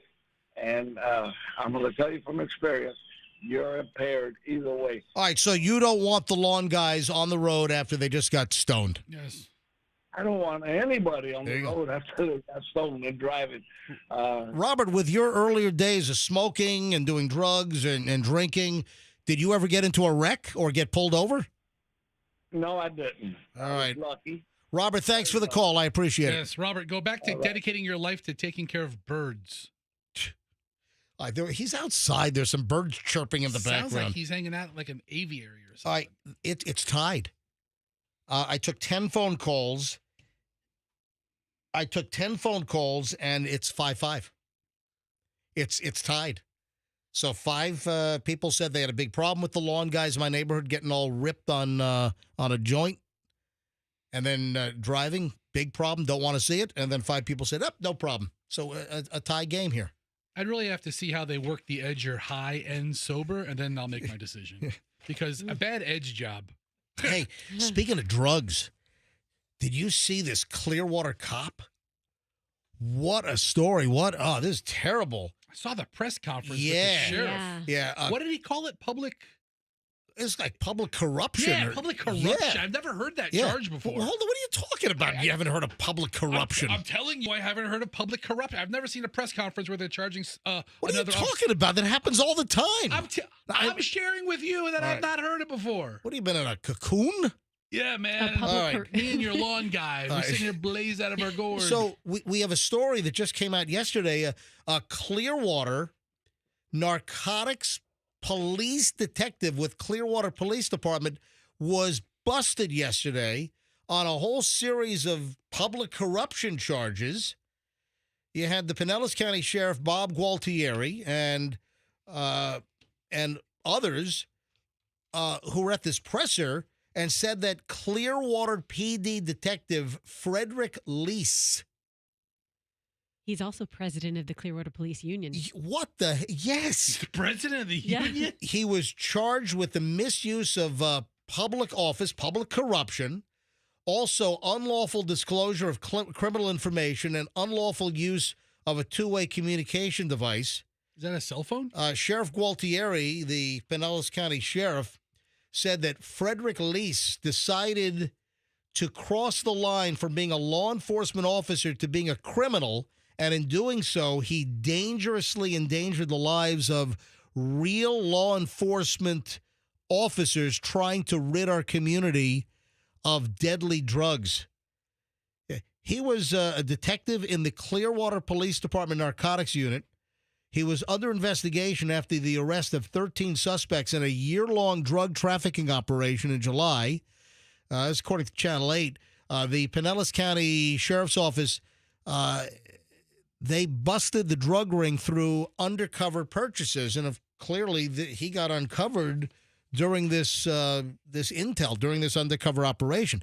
2 of the arrested individuals were Matthew Turner and Henry Smith. The evidence shows that from August of 2023 through July of 24, that this Pinellas County-based drug trafficking organization, of which Turner and Smith were 2 of the primary participants, obtained and distributed about 220 kilograms of cocaine. Holy crap. 660 pounds of methamphetamine, 25 kilograms of fentanyl, 5.5 kilograms of black tar heroin, and 14 kilograms of MDMA, Molly, ecstasy. Heavy stuff. That's a lot of heavy stuff. The sheriff said that Lease was told about the drug trafficking investigation and in March allegedly used his access to the Pinellas County Sheriff's Office information to tip off Turner and Hooch, Turner and Smith, and who were already under investigation.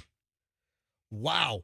In a text message from Smith to the detective, this disgraced detective, Lease, Smith asked Lease to get more information and stated, I quote, "See if you can find out if you can. You got me worried."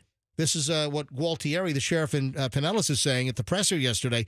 Lease, in replying to Smith, said, and I quote, "I hit up one of the boys. I told you it's either someone is either someone is talking or you slipped up with an unknown." The person who he's referring to as one of his boys is a Pinellas County Sheriff's Office detective. Wow. Reprehensible, the sheriff said. I mean, this is a dirty cop. This is a dirty cop that is a narcotics detective that's working with drug dealers. And you heard the weight of the drugs that these guys had pushed. I mean, this is a big operation. That is a lot of drugs. This is not your little dime bag street pusher. This is from August 2023 to July. I mean, less than a year. That's how much they moved. I mean, I don't know what average movement is, but it sounds like a lot, right? It sounds like a lot. So did they arrest these drug dealers first and the drug dealers rolled over? 220 kilograms of cocaine. That's like, well, 225, 500 pounds. 2.2 pounds to a kilogram. Yeah, so do the math. 500 pounds? It's like, close to 500 pounds of this stuff. I'll do the, what I say? Was it 220 kilograms times 2.2, 484 pounds of cocaine. My God, that's like you and Cocaine Fester. Close. I mean, I'm just a little heavier than that. No, you're a little lighter than that. Yeah, so 485, almost 500 pounds of coke. Anyway, what a betrayal. One of their own in Clearwater. And listen, the bulk of the Clearwater Police Department, as with any police agency, 99.99% of the sworn officers are public servants doing a wonderful job to protect our community. Absolutely. But you got a bad apple in any walk of life. And this guy was the president of the union? Yeah. Yeah. What? How much money are these two making a year? What's their salary moving that much? I'm guessing it's a lot, and I'm guessing that the organization is much more than those two individuals. I don't know if the drug dealers go by salary. And what's your salary moving 500 pounds of coke? Let me see your... Are you a salaried employee? Or, is it more like are you a 1099 or a W-2? Or is it kind of like a pyramid scheme? Or, hey, let me see your drug dealer tax return from last year. Now, listen... Did you go to H&R Block for that? Hey, listen, MJ, I need you to move this hooch here, and we're going to 1099 you for it. Yeah, I mean, taxes and salaries. What are the benefits of this position, by the way? How much pay time off do I get? So, MJ, again, did they arrest the guy selling the drug, and then they rolled over on the cop? Because if I'm the drug dealer, and first thing I'm looking to do is cut a deal. And I'm like, boy, do I have something That happens for you. all the time. Also, I got something bigger than me. Also, well, the cops are going to want whoever's above Turner and Hooch here, or Turner and Smith. So they're gonna want to know who's above them. That's what they always like. When you find a street dealer, street level, they can cut a deal and pretty much walk if they'll then turn over who's above them, and then you keep turning it to try to get as high up the ladder as you can to bust a drug operation. So the Clearwater Police Chief, Eric Gandy, said he was furious with Lisa's criminal conduct. Yeah. In fact, I would start calling him Lice. It's L-I-S-E. I think it's Lise. Is that how you pronounce his name? Lise, L-I-S-E. But this guy's more like Lice. Well, that's a good way to get an undercover agent killed, right? If they find out who their informant is, who the undercover purchaser is. He's on the other side now because Lise was booked into the Pinellas County Jail. Bond set at $200,000. Wow. Unbelievable. Andrew, what do you hear? You heard there were dogs involved as well? There was also a dog fighting ring found in the same investigation. Oh, my God. Turner and Hooch is actually correct. It's accurate. Look at that. I was just making a joke. It is Turner and Hooch. You guys don't know about the 1989 Tom Hanks movie, Turner and Hooch. It's a good kids movie. One of Tom Hanks's finest performances. He got really gypped on the Oscar that year. Yeah, he did. It's a PG movie, fun for kids of all ages. The dog slobbers all over with a slobbering. Was that a Mastiff? Or what kind of dog was that? It's a good, fun old movie. Big old slobbering dog. Do we have any Buca de Beppos still locally? Is there still the one out in Brandon, or is that gone? Well, I have no idea. Yeah. There used to be one on Northdale. Maybe. You know what? I don't think I've ever been to a Buca de Beppo. So Buca de Beppo is it is an Italian chain, and they're filing for Chapter 11 bankruptcy, but I don't know if we have any. I think all the local locations are gone. Yeah, so Andrew is saying that our producer is saying that the closest Buca de Beppo is in Orlando. That's where the parent company is. So the management, the ownership, the organization is run out of Orlando, and so Buca de Beppo. We used to have one out in Brandon. Yeah, remember that? I remember. I went to the Northdale Mebry location, and it was pretty unique concept and very ornate rooms. I remember one time I went and we had like the kitchen table. You know where Ford's Garage is in Brandon, right? Yeah. So was that the Boca de Bubba? No, I don't know if that was but it was right near there. Okay. There used to be a Buca de Beppo out in Brandon. On Causeway? I think Causeway north of Falkenberg. Near where Ford's Garage is. Yeah, by the Costco. And then I do remember there was a Buco de Beppo up on Northdale Mabry, kind of like a Maggiano's kind of concept, right? Yeah. Yeah. I don't think I ever was at Buca de Beppo. Anyway, Buca de Beppo go broco? They Buca de Bankrupt. They're filing for Chapter 11 bankruptcy protection. Listen, we're getting a lot of this. You have Red Lobster. Oh, I saw a Red Lobster commercial last night, which pretty much said, hey, we're not out of business. Yeah, it's not every location. No, it's not. Yeah, by the way, all of the media outlets that are taking ads for Red Lobster, cash up front. Okay, I'm just giving you some advice right now. No, seriously. No credit. Seriously, I saw a commercial last night that essentially said, hey, we're still here, Red Lobster. Because, they closed like 100 locations or more around the country, but there are still hundreds of Red Lobster locations that are still open. And I'll tell you what, those crab legs look pretty damn good on that commercial that I saw. Everything at Red Lobster looks good on TV, right? Yeah. It's a good, it does. It's it's a good restaurant. Well, listen, the food decorators, those food experts. They gloss them up. They'll spend like 2 days making a cheeseburger look good. Yeah, lacquer it up. Right. And like the food you see on TV, you can't eat. No. Because it's shellacked. It's shellacked. It's glistening in oils. It's got like oils, poisonous glue on it. So there's still a bunch of Buca de Beppo. I can never really pronounce it right. Buca de Beppo. Buca de Beppo. It's not like it's just one too many B's. Yeah, I want to say Buca de Beppo. Yeah, but it's not. You're right. I'm the same way. There's 3 locations in the state of Florida. 2 Orlando, 1 in South Florida near Miami. And then there's a bunch of locations in the Midwest where, and then out west. So, yeah, there's still a bunch of places. There you have it. All right, I've got a little stack of celebrity stuff that I want to get to here. Cool. And in no particular order, just stuff that I think is important. First of all, you know who Timothy Chalamet is, right? He's an actor. And he was in what's the biggest recent stuff that Timothy Chalamet was in? The biggest thing he was in recently was one of the Kendall Jenner or one of her sisters, right? What? Wasn't he dating one of the Jenner girls? What? He was in that. He's related to M. Night Chalamet. What are you saying? What is the biggest recent movie that Timothy Chalamet was in? I don't know who you're talking about. You don't know who Timothy Chalamet is? I don't. He was Wonka. All right, I'm sure if I see him, I'll know him. All right, so he has done a Wonka deal. Yeah. All right, but let me see if our college shadower, Mackenzie, people call you Mac? I get Kens and Kenzie a lot. Kenzie a lot. All right. Hey, move the microphone right in front of your face.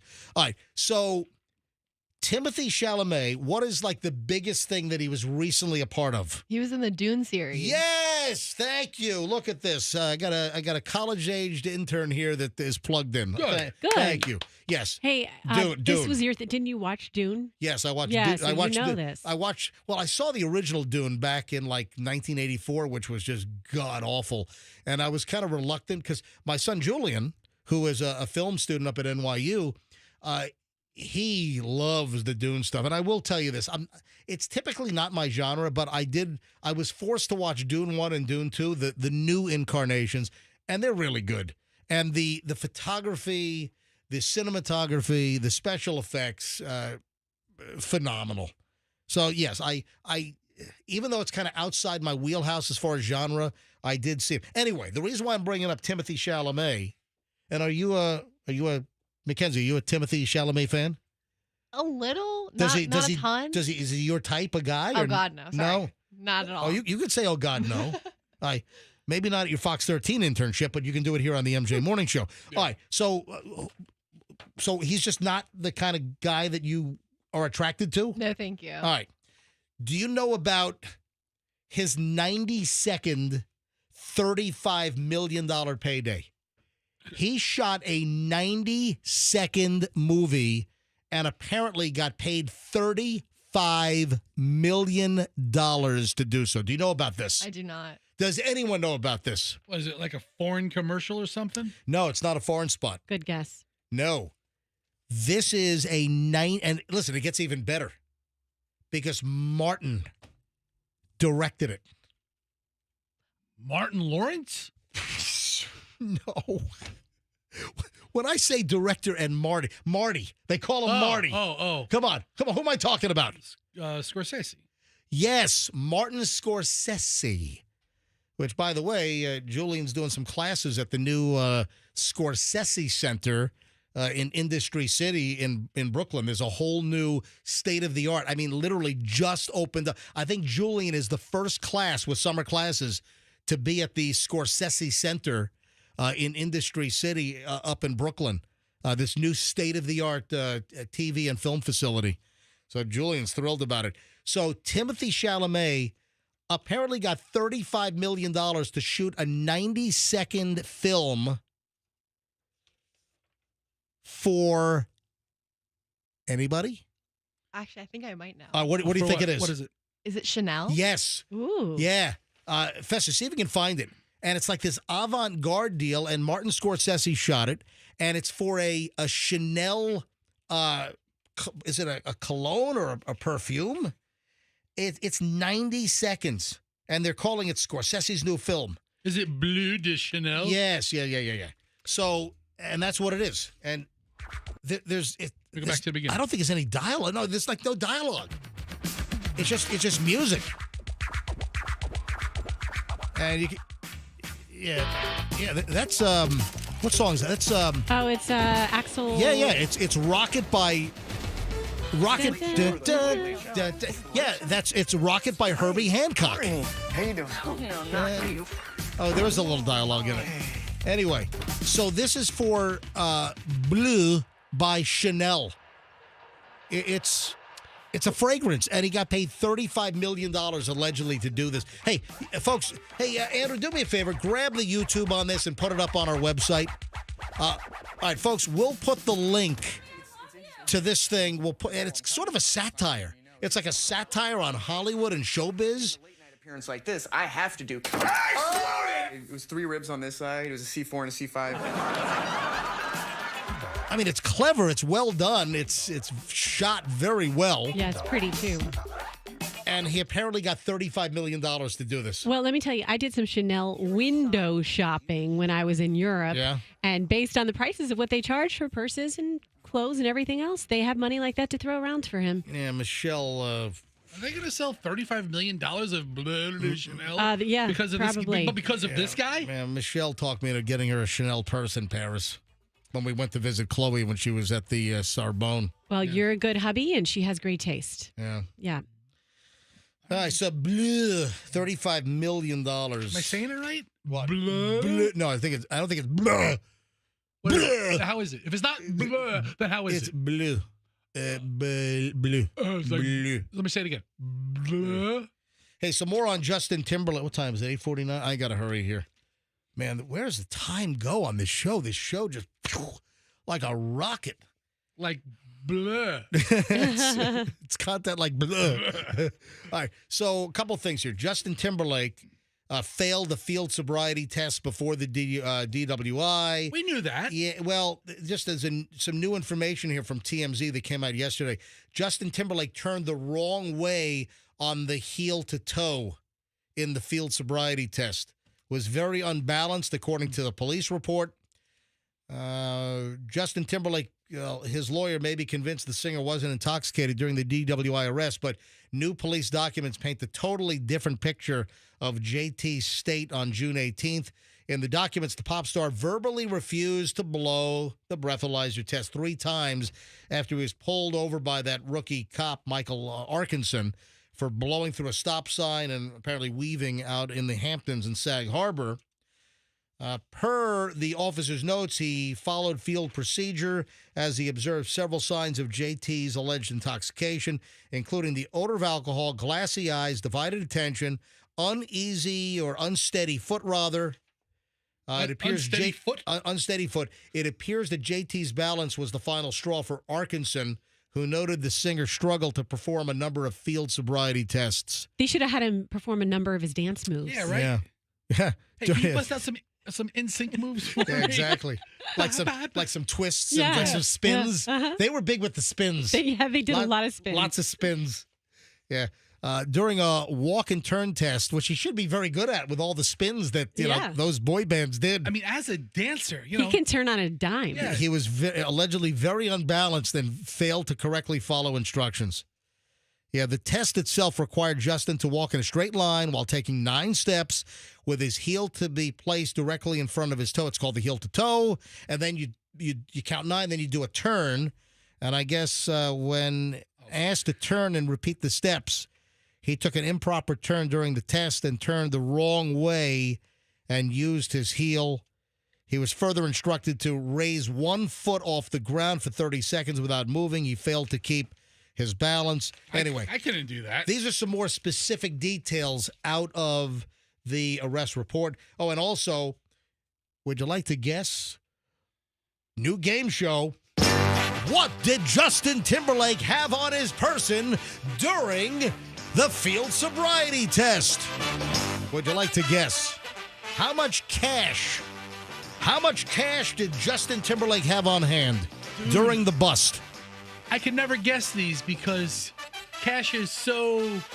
I mean, he either had like $8,000 on him or $8. It was in the middle. He had $306 in cash. That's He had like- a vape pen and a Rolex watch among the things that JT had. That's a reasonable amount of cash just Yep. for walking around. Right. So do you get in trouble with the vape pen for? I don't know. Well, if it has marijuana in it. I mean, if it did, but I don't know if they tested No, it. for hold that. on. I don't, there's nothing that said it had marijuana in the vape okay. pen. No, Okay, it so just, it's just like a regular listen, vape. it could be, a cherry flavored cherry vape. flavored, Yeah, gotcha. whatever. They make vape All pens right. with all kinds of stuff. Well, you're trying to drug him up good over here. No, I'm just what do you- curious. What do you have against That's- Justin Timberlake? You didn't hear my inflection. Did it have marijuana in it? All right, anyway. Glad Roxanne's not his lawyer. All right, let me end well over an hour and 20 minutes of nonstop MJ. All right, I got more celebrity stuff we got to get to. Hey, listen, bottom line is a crapload more entertainment free is on your way next. So in minutes, we're back. We still have like an hour to go here on the MJ Morning Show. Do not move.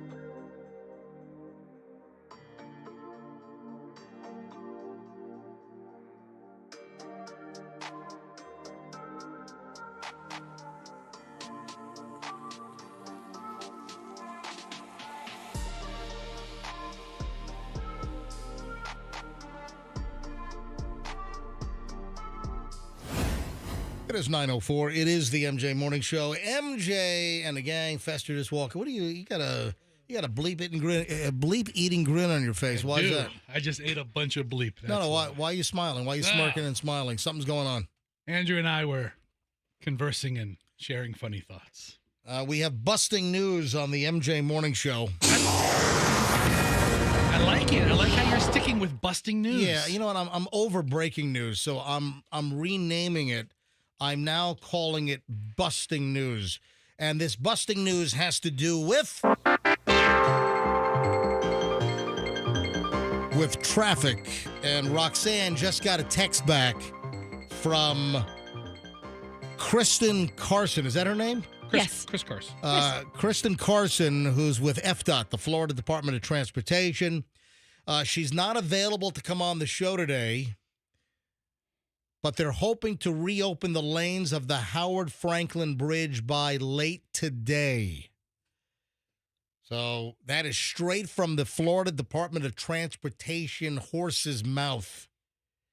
So maybe we can get her on tomorrow. And, of course, you have 2 lanes that are squeezed off on the Tampa side because of the hurricane, the tropical storm, because of that bitch Debbie kind of eroded the shoulder. And, I mean, the road kind of collapsed in a little bit. It's like, I hope with the repair, I hope we're doing something to fortify that area where essentially Tampa Bay is lapping right up on the shoulder, you know? I am currently of the belief that if we were hit with a Category 1, not a major hurricane, but even a 1. Yeah, because majors start at 3. Yeah. So Category 1 and 2 are classified as hurricanes. And then if you look at the National Hurricane Center map, you'll have D for depression, S for storm, H for hurricane. But when you get to a 3, 4, 5, you'll see an M for major. So a minor hurricane, I guess.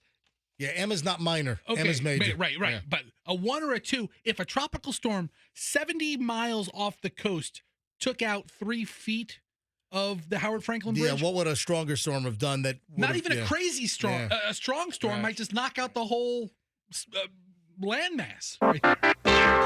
This has been a Howard Franklin Bridge update. The 2 closed lanes are hopefully going to open today. Later on, according to the Florida Department of Transportation, and a text we just got in from the PR person, from the spokesperson, Kristen Carson with FDOT. So there you go. I like this traffic noise. Yeah, this is from News Radio 88, circa 1979. Yeah. All right. Yeah. It's like the law of diminishing returns with this sound effect. What, you don't want to hear it anymore? Well, I mean,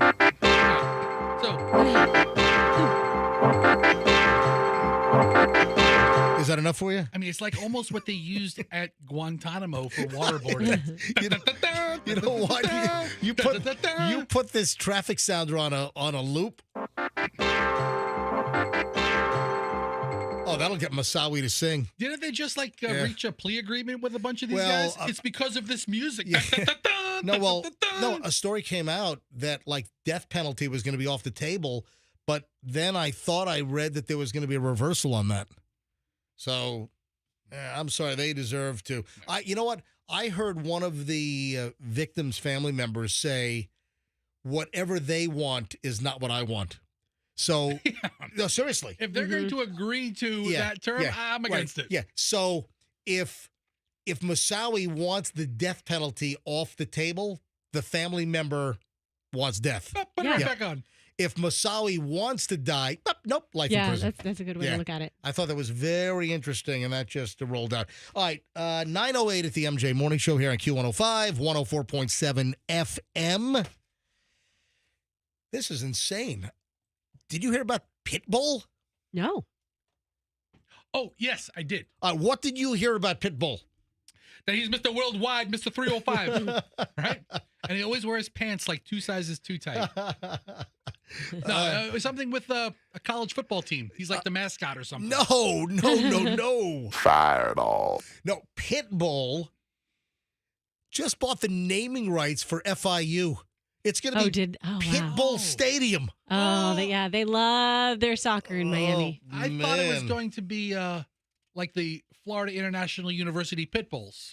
No. Florida International announced what could end up as a 10-year agreement with international recording artist, Grammy winner, entrepreneur Armando Christian Perez, the Miami native, better known as Pitbull, who likes to say Fireball. Yeah. Is that him saying fireball? Yeah, that's him. I don't Fireball. know. That's him. I mean, Fireball. That wouldn't be the only thing In I fact, would use. on the way home, I'm going to stop off at Lucan's and get some of those little 1-ounce bottles of Fireball. Okay, do we No, have I'm any ki- I'm kidding. Pitbull in the system besides a word that I'm not even 100% sure it's him saying? Fireball. That's all we have. Yeah, is that him? Oh, wait a minute. I also have him saying Pizza, pizza. Yeah. I had no idea he was so diversified in his business opportunities. Yeah, I believe Pitbull is the one saying Fireball. But can you imagine he's gonna get the naming rights? It's gonna be the Pitbull Stadium on their on-campus stadium. So Pitbull is gonna pay $1.2 million a year for the next 5 years for the naming rights. Pitbull Stadium at FIU. Pitbull is really a cool name for a human. Pitbull features artist John Ryan's Fireball sample. Oh, so from I'm an wrong. old folk song. I'm wrong. A traditional folk song. All right. Fireball. So that's not Pitbull. No. Well, then I stand corrected. I can't believe- I'm a doofus. I can't believe, All right. as a Florida-based radio station, we don't have a little more Pitbull somewhere in our collection. Yeah, I don't think Pitbull fits into our. Maybe in 20 years, it'll be the hits of the 80s, 90s, 2000s, 2010s, and then you'll hear Fireball. Yeah. I'll tell you what, we had Pitbull at one of our jingle bell, whatever. I don't even know what we called it back then. But when we were at the other radio station, and I understand those things have really fallen off. They're just not the way those you know. We were like at the heyday at FLZ, and I'll tell you, one of the shows that we did years ago when Pitbull was really big, and Fireball. I think he had this hit going on. Fireball. He performed for us and did an unbelievable job. You got to stop playing Fireball. The guy. Can you please play Hotel Motel Holiday Inn? Well, let me tell my story. Okay. So Pitbull performed, and I think he did Fireball. I think he did that. I have never seen a human being sweat more than Pitbull. The guy was drenched. I mean, he was wetter than if he did get pushed into a pool. I can't believe that this guy had that much water in his body to sweat out. I've never seen any human being sweat more than Pitbull. Is that what you're looking for? Are we playing less? Roxanne, what are you in a trance now? Wait, I'm sorry. I'm in a trance. Yes, I'm sorry. I was in a trance. I was in a Pitbull trance because I think I have some pictures of him on my phone. Hold on a minute. You have no idea what I just did. Yeah, you just played Hotel Motel Holiday Inn. Yeah, Yes. it's like you're in a coma over there. Yeah, all of a sudden I went into a coma. No, you said sweaty, and I'm like, I think I've got some close-up photos of him, and so I was going to zoom in on his sweatiness if I could find it. Zoom in on his crotch. I'm looking to see if your rumor you're starting is true. Speaking of swimming pools, what the hell happened to Zac Efron? He had some kind of an incident in a swimming pool, and it was like really kind of cagey. He was in Ibiza, which is Spain.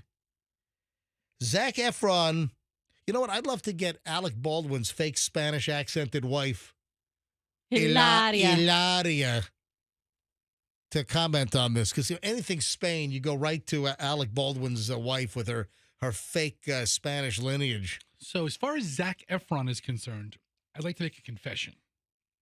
You've got a man crush on him? I have a man crush on him. Wow, I look at watch everything that Zac Efron is in. Name all the things you've... Well, High School Musical, right? Yeah, I watched. Is that his biggest deal? That's where he got started. Okay. But I really fell in love with What about The English Patient? Was he in that? I really fell in love with Zac Efron in Hairspray, one of my favorite movies of all time. I know every song on the soundtrack. I'm sure you do. And then he was in The Greatest Showman, one of my other favorite movies. I'm a big Zac Efron fan. All right. So what was The Showman about? P.T. Barnum? Yeah, that's so good. Oh my gosh, I love the music in that. You never saw The World. It's not called The Showman. It's called The Greatest Showman. The Greatest Showman. Hey, Michelle, put that on the list. Put it on the list. Yeah, Michelle, put that movie on the list. You know what we watched? we're watching, man, we're really watching a lot of stuff. Good. And I'm really kind of bummed because my home theater projector went out. Oh, yeah. Tough times. Dude, listen, that's one of my pleasures. Yes. So my projector was a Runco from 2009, and a 3-chip DLP, and it really still looked good. I mean, it really looked great. But we got our money's worth out of the projector. Michelle and I watched thousands of hours of movies and TV in there. But that's one of the guilty pleasures in life. So I've got to buy a new projector, which they're not cheap. One of my guilty pleasures is Zac Efron, and I love him. And if he wanted to cuddle, I'd be okay with it. So I was speaking about movies, right? And Fester's little cuddling with Zac Efron. We watched Mean Streets from like 1974 over the weekend, and that was with Robert De Niro. And I mean, it was I think it's really the movie that put Martin Scorsese on the map, maybe, as far as that genre. And it was fantastic. 1974, I think we spent, I don't know, $2.99 to rent it on Amazon Prime. 13 years before Zac Efron was born. Yeah, look at that. So this is weird. He dived into a pool. Yeah, he had some kind of a medical emergency while swimming in Ibiza. So here's the deal with pools. If it was built in the last 20 years, it is not as deep as you think it is. And I am totally against diving into pools unless it's designed for diving. There was a rumor that he got his crotch stuck on the vacuum sucker on the side of the pool. Oh, that can be dangerous. That can be. Do you remember the guy in Lakeland at the motel? Was it Red Roof Inn? That stuck his thing inside the vacuum sucker? Do you remember that 911 call?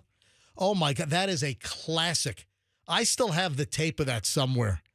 This was in Lakeland. It was a motel, and a guest was in the pool and literally stuck his thing inside the, I don't think they build pools like that anymore. I think those are against code these days.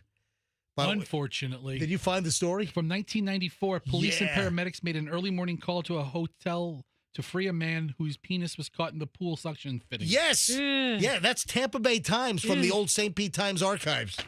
And the 911 call is the best.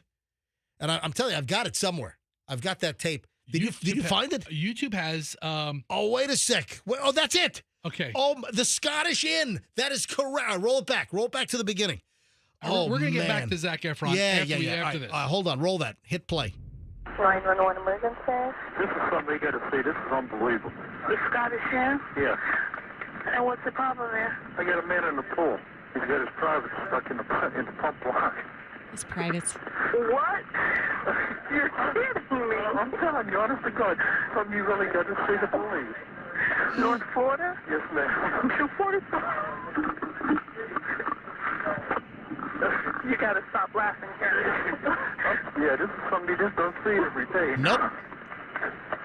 And he's in the pool? He's in the pool. He said he's been in there for 3 hours. 3 hours! With his wang stuck in the... Shriveled up like hell. It's got to be shriveled up like... He's doing this. Oh, my God. Do you know how much we played that back in 1994 on the old MJ and BJ morning show? That's awesome. Oh, that's one of the greatest 911 calls of all time. Anyway, back to Zac Efron. I don't know if it was all shriveled up for 3 hours inside the pool, but he had some kind of a medical emergency or was at risk of drowning. And the exact details of exactly what happened, I haven't seen where those have been released. Anyway, he's back in the U.S. He was hospitalized after the swimming incident. Well, TMZ says he took a dive into a pool, and then the pool wasn't very deep, and he hit his head. And then he hits his head, and he inhales water. All right, so I didn't see the update on this. Well, being the incredible Zac Efron fan I am, I had no idea about this. Oh, no, it's really, really disturbing. Well, it's on TMZ. Well, but I know about I missed that. When did they? It was a day or so ago, Yeah. a couple days ago. All right. So, I did not see the update on what the medical... So he hit his head. I have a Google News Alert notification every time something Zac Efron happens. I bet you do. There have been awful stories of paralysis with, people diving and hitting heads in shallow water. It's terrible. So he ingests water, and then he doesn't float back to the top. Jeez. So he had to be rescued from the pool where he he could have been Zac Deadfron. That is It's very, God, I can't say it's funny, but it's appropriate. Anyway, inappropriately appropriate. He's back from Ibiza. He's apparently in a Miami mansion, laying low right now as he recovers. So that's the hopefully update. not diving into. And then Jessica Simpson is hitting back because some reports have been floating around that Jessica Simpson has fallen off the wagon. She's boozing it up again. Who says this? Jessica Simpson shut down speculation that she broke her sobriety streak. The 44-year-old fashion designer responded to a fan who told her to stop drinking in the comments section of her Instagram post from Monday, which featured a picture of Simpson's 11-year-old son, Ace. So someone made a comment, and then speculation started going on social media. She wrote, "I haven't wanted or touched alcohol since October 2017, and it has been the best decision I've made for myself and my family." Listen, alcohol in moderation, nothing wrong with enjoying I think wine, red wine, whether it's California, whether it's French, whether it's Spanish. Speaking of Spain, Spanish wines are phenomenal. I love wine. You're not going to get a disagreement from this corner of the room. Dude, give me a case of Penfolds Bin 389. Man, that's some good stuff from Australia. If it Anyway, doesn't have a twist cap on it, don't talk to me about one. listen, there's some great stuff. There's some awesome. Hey, Plump Jack had a little turn where they were doing the 6-pack. Half were corks and half were twist caps. I was talking more about Mad Dog 2020. I'm sure you were. Something like that. No, but Jessica Simpson fired back that she's clean and sober after there was someone speculated that she wasn't. All right, 9:21 at the MJ Morning Show. There is a big-name celebrity that is now going to be the highest-paid actor in Hollywood. There was a big surprise recently, and now I guess the numbers are coming out. Which huge Hollywood celebrity has just scored the biggest payday as far as salary up front, but then there's going to be back end as well. Hold on. That and a whole lot more in the final chunk of the MJ Morning Show next. So don't move. The best segment of the day is next. So if you don't listen, you're going to miss out. Bottom line. Veterans Ford.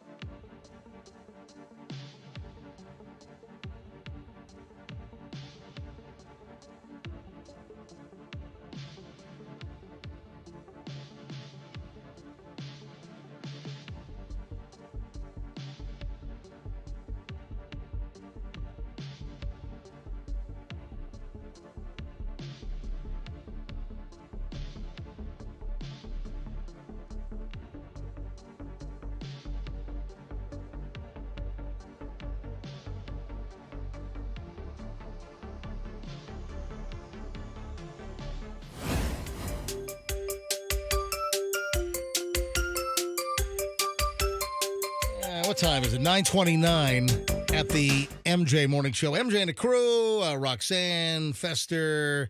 We have a shadower. We have Mackenzie, the intern, who's also been interning at Fox 13 all summer long. And how's that been? Oh, it's been fantastic. I love that place so much. Yeah, I do too. That's where I started. That's where I had my first internship was Fox 13. Did you guys talk about that? We did. And in fact, I was an intern in their sports department back in the day with Chip Carter, Chris Field, and Kevin is still there. I love him. Was Roy Leap back there at that time? No, he wasn't. Roy Leap was already gone? Yes. Yeah. So that Scud the weather dog didn't pee on your leg?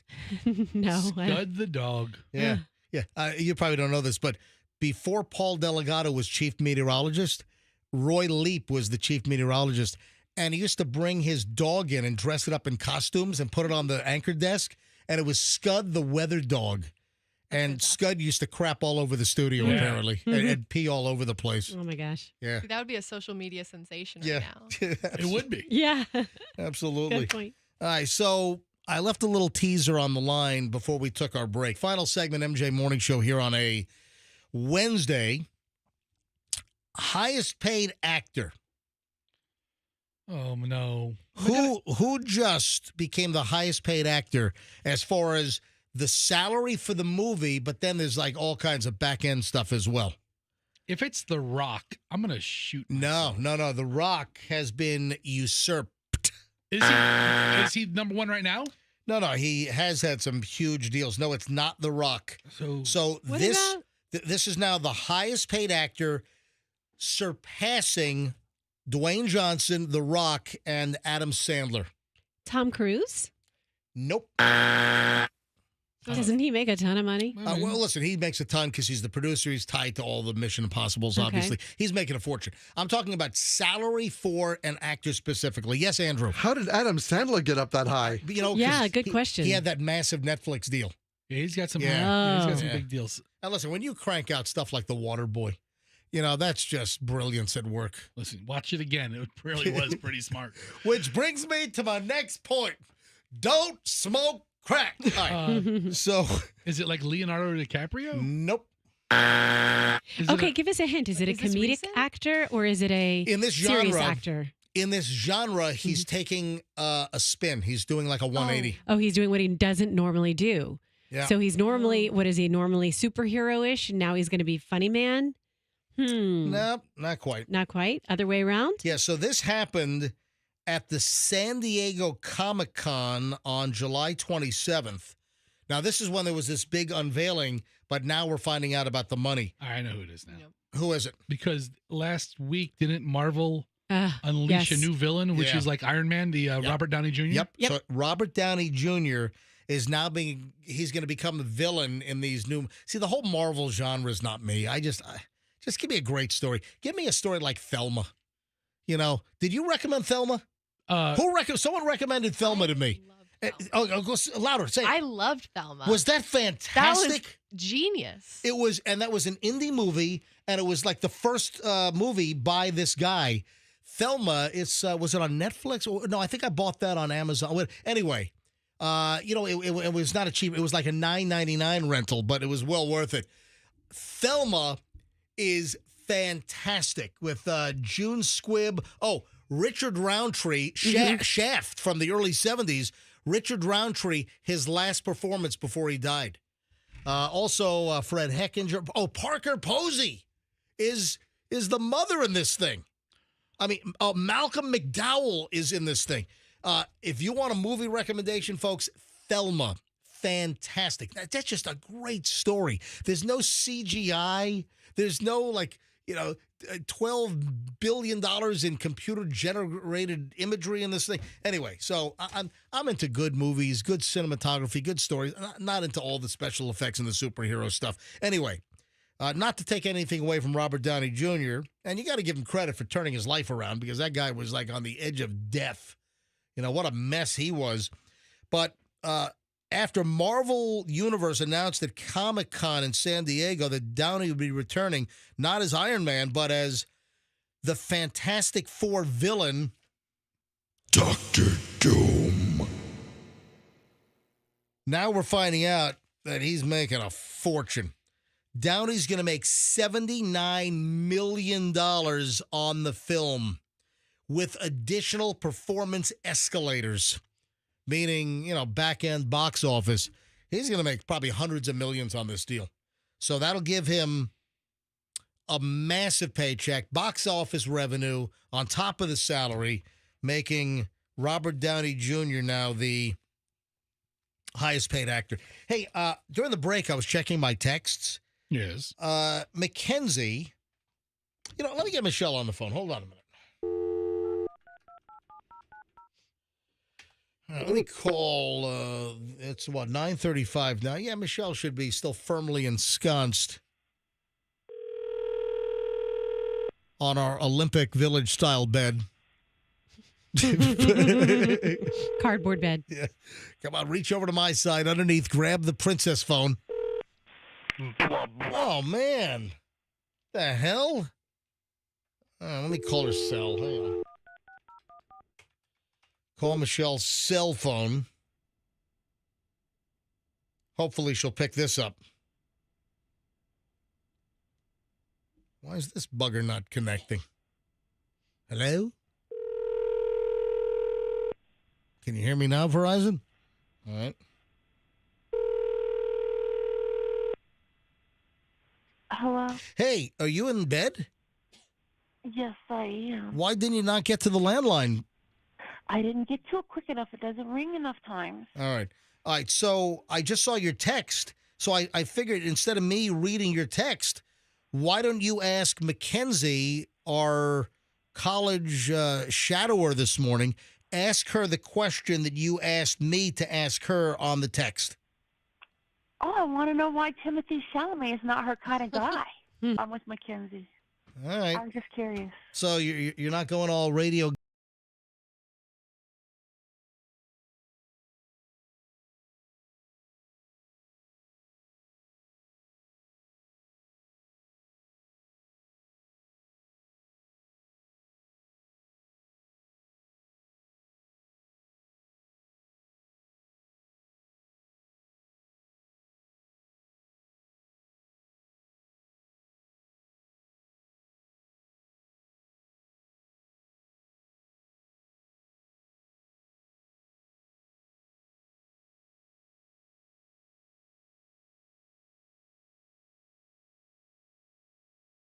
Shadower. Thanks for answering. Absolutely. By the way, she's also been interning at Fox 13 this summer. Oh, that sounds like fun. And her intern desk is right next to Lloyd Sowers and Paul Delgado, two friends of ours.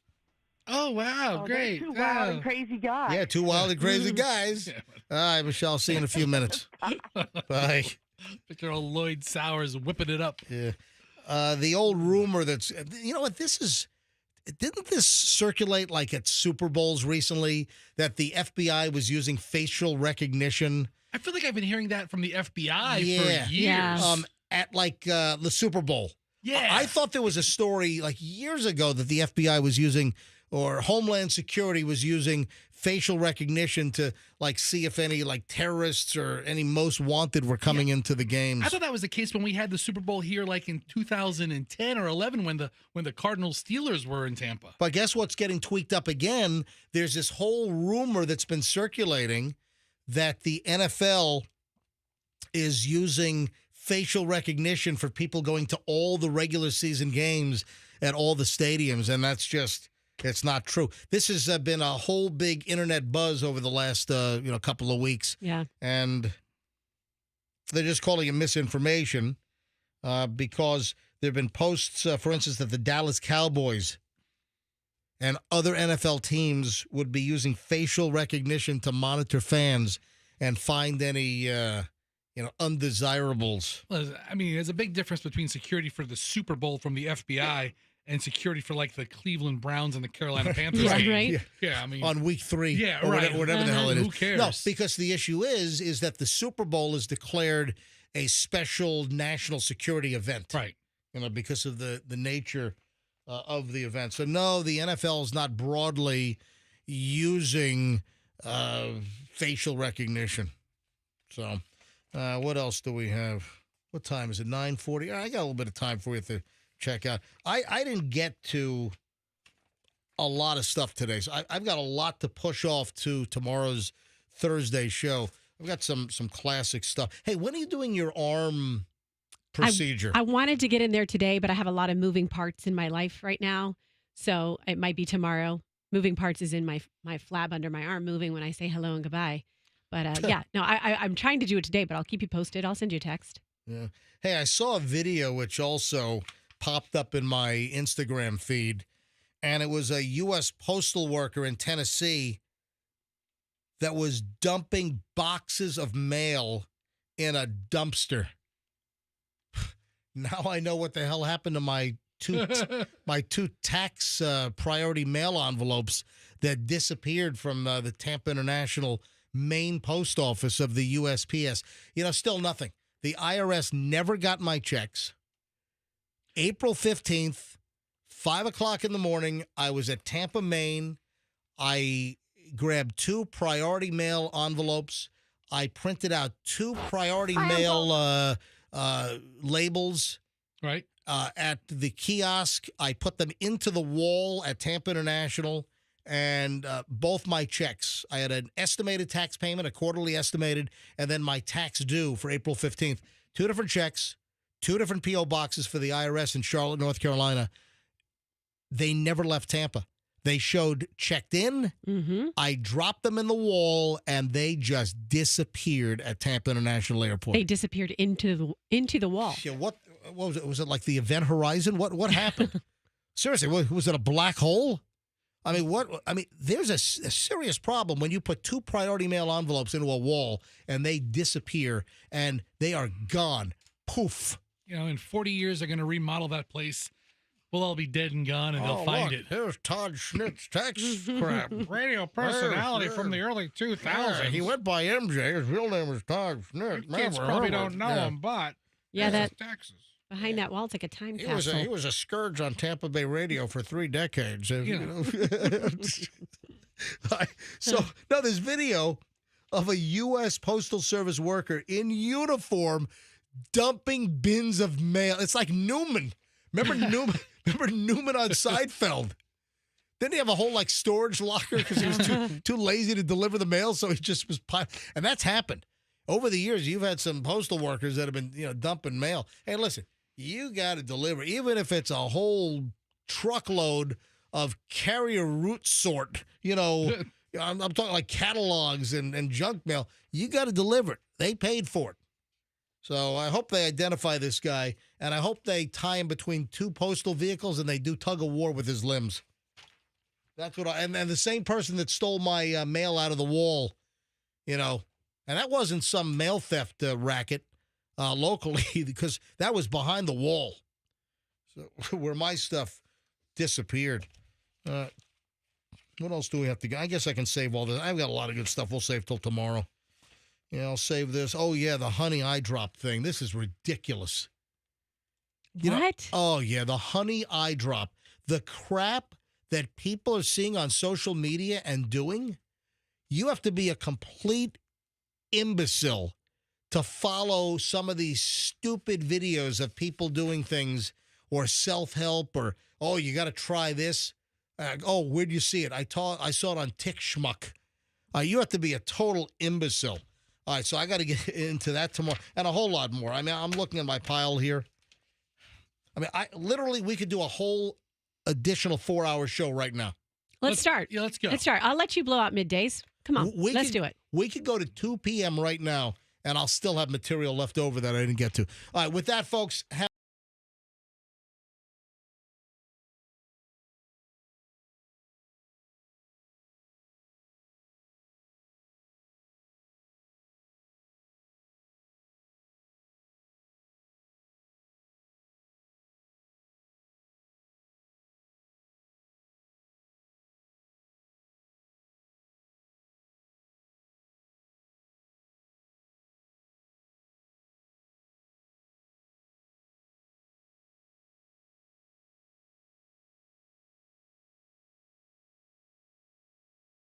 gentlemen. And with that, we'll see you back here tomorrow, 9:45. If you need to get a hold of me, my private email is mj@mjmorningshow.com. Give me a follow on Instagram. I'm Certified MJ Radio. Follow The Morning Show for great clips every day. On Instagram, we're MJ Morning Show. Follow Roxanne Wilder. At Roxanne Wilder. And thank you, Kenzie, for coming in today. Thank you guys for having me. It was awesome. Was it educational again? You were here a year ago, and now you're back. You're about to get into your senior year at Washington and Lee University up in Virginia. Yeah. And did you have a nice time? It was everything I dreamed it would be and more. Did you enjoy our Radio Gaga, Radio Goo Goo? It's my favorite part. All right, thank you very much. Folks, have a great day. See you tomorrow here on the MJ Morning Show. And like I always say, let's be careful out there.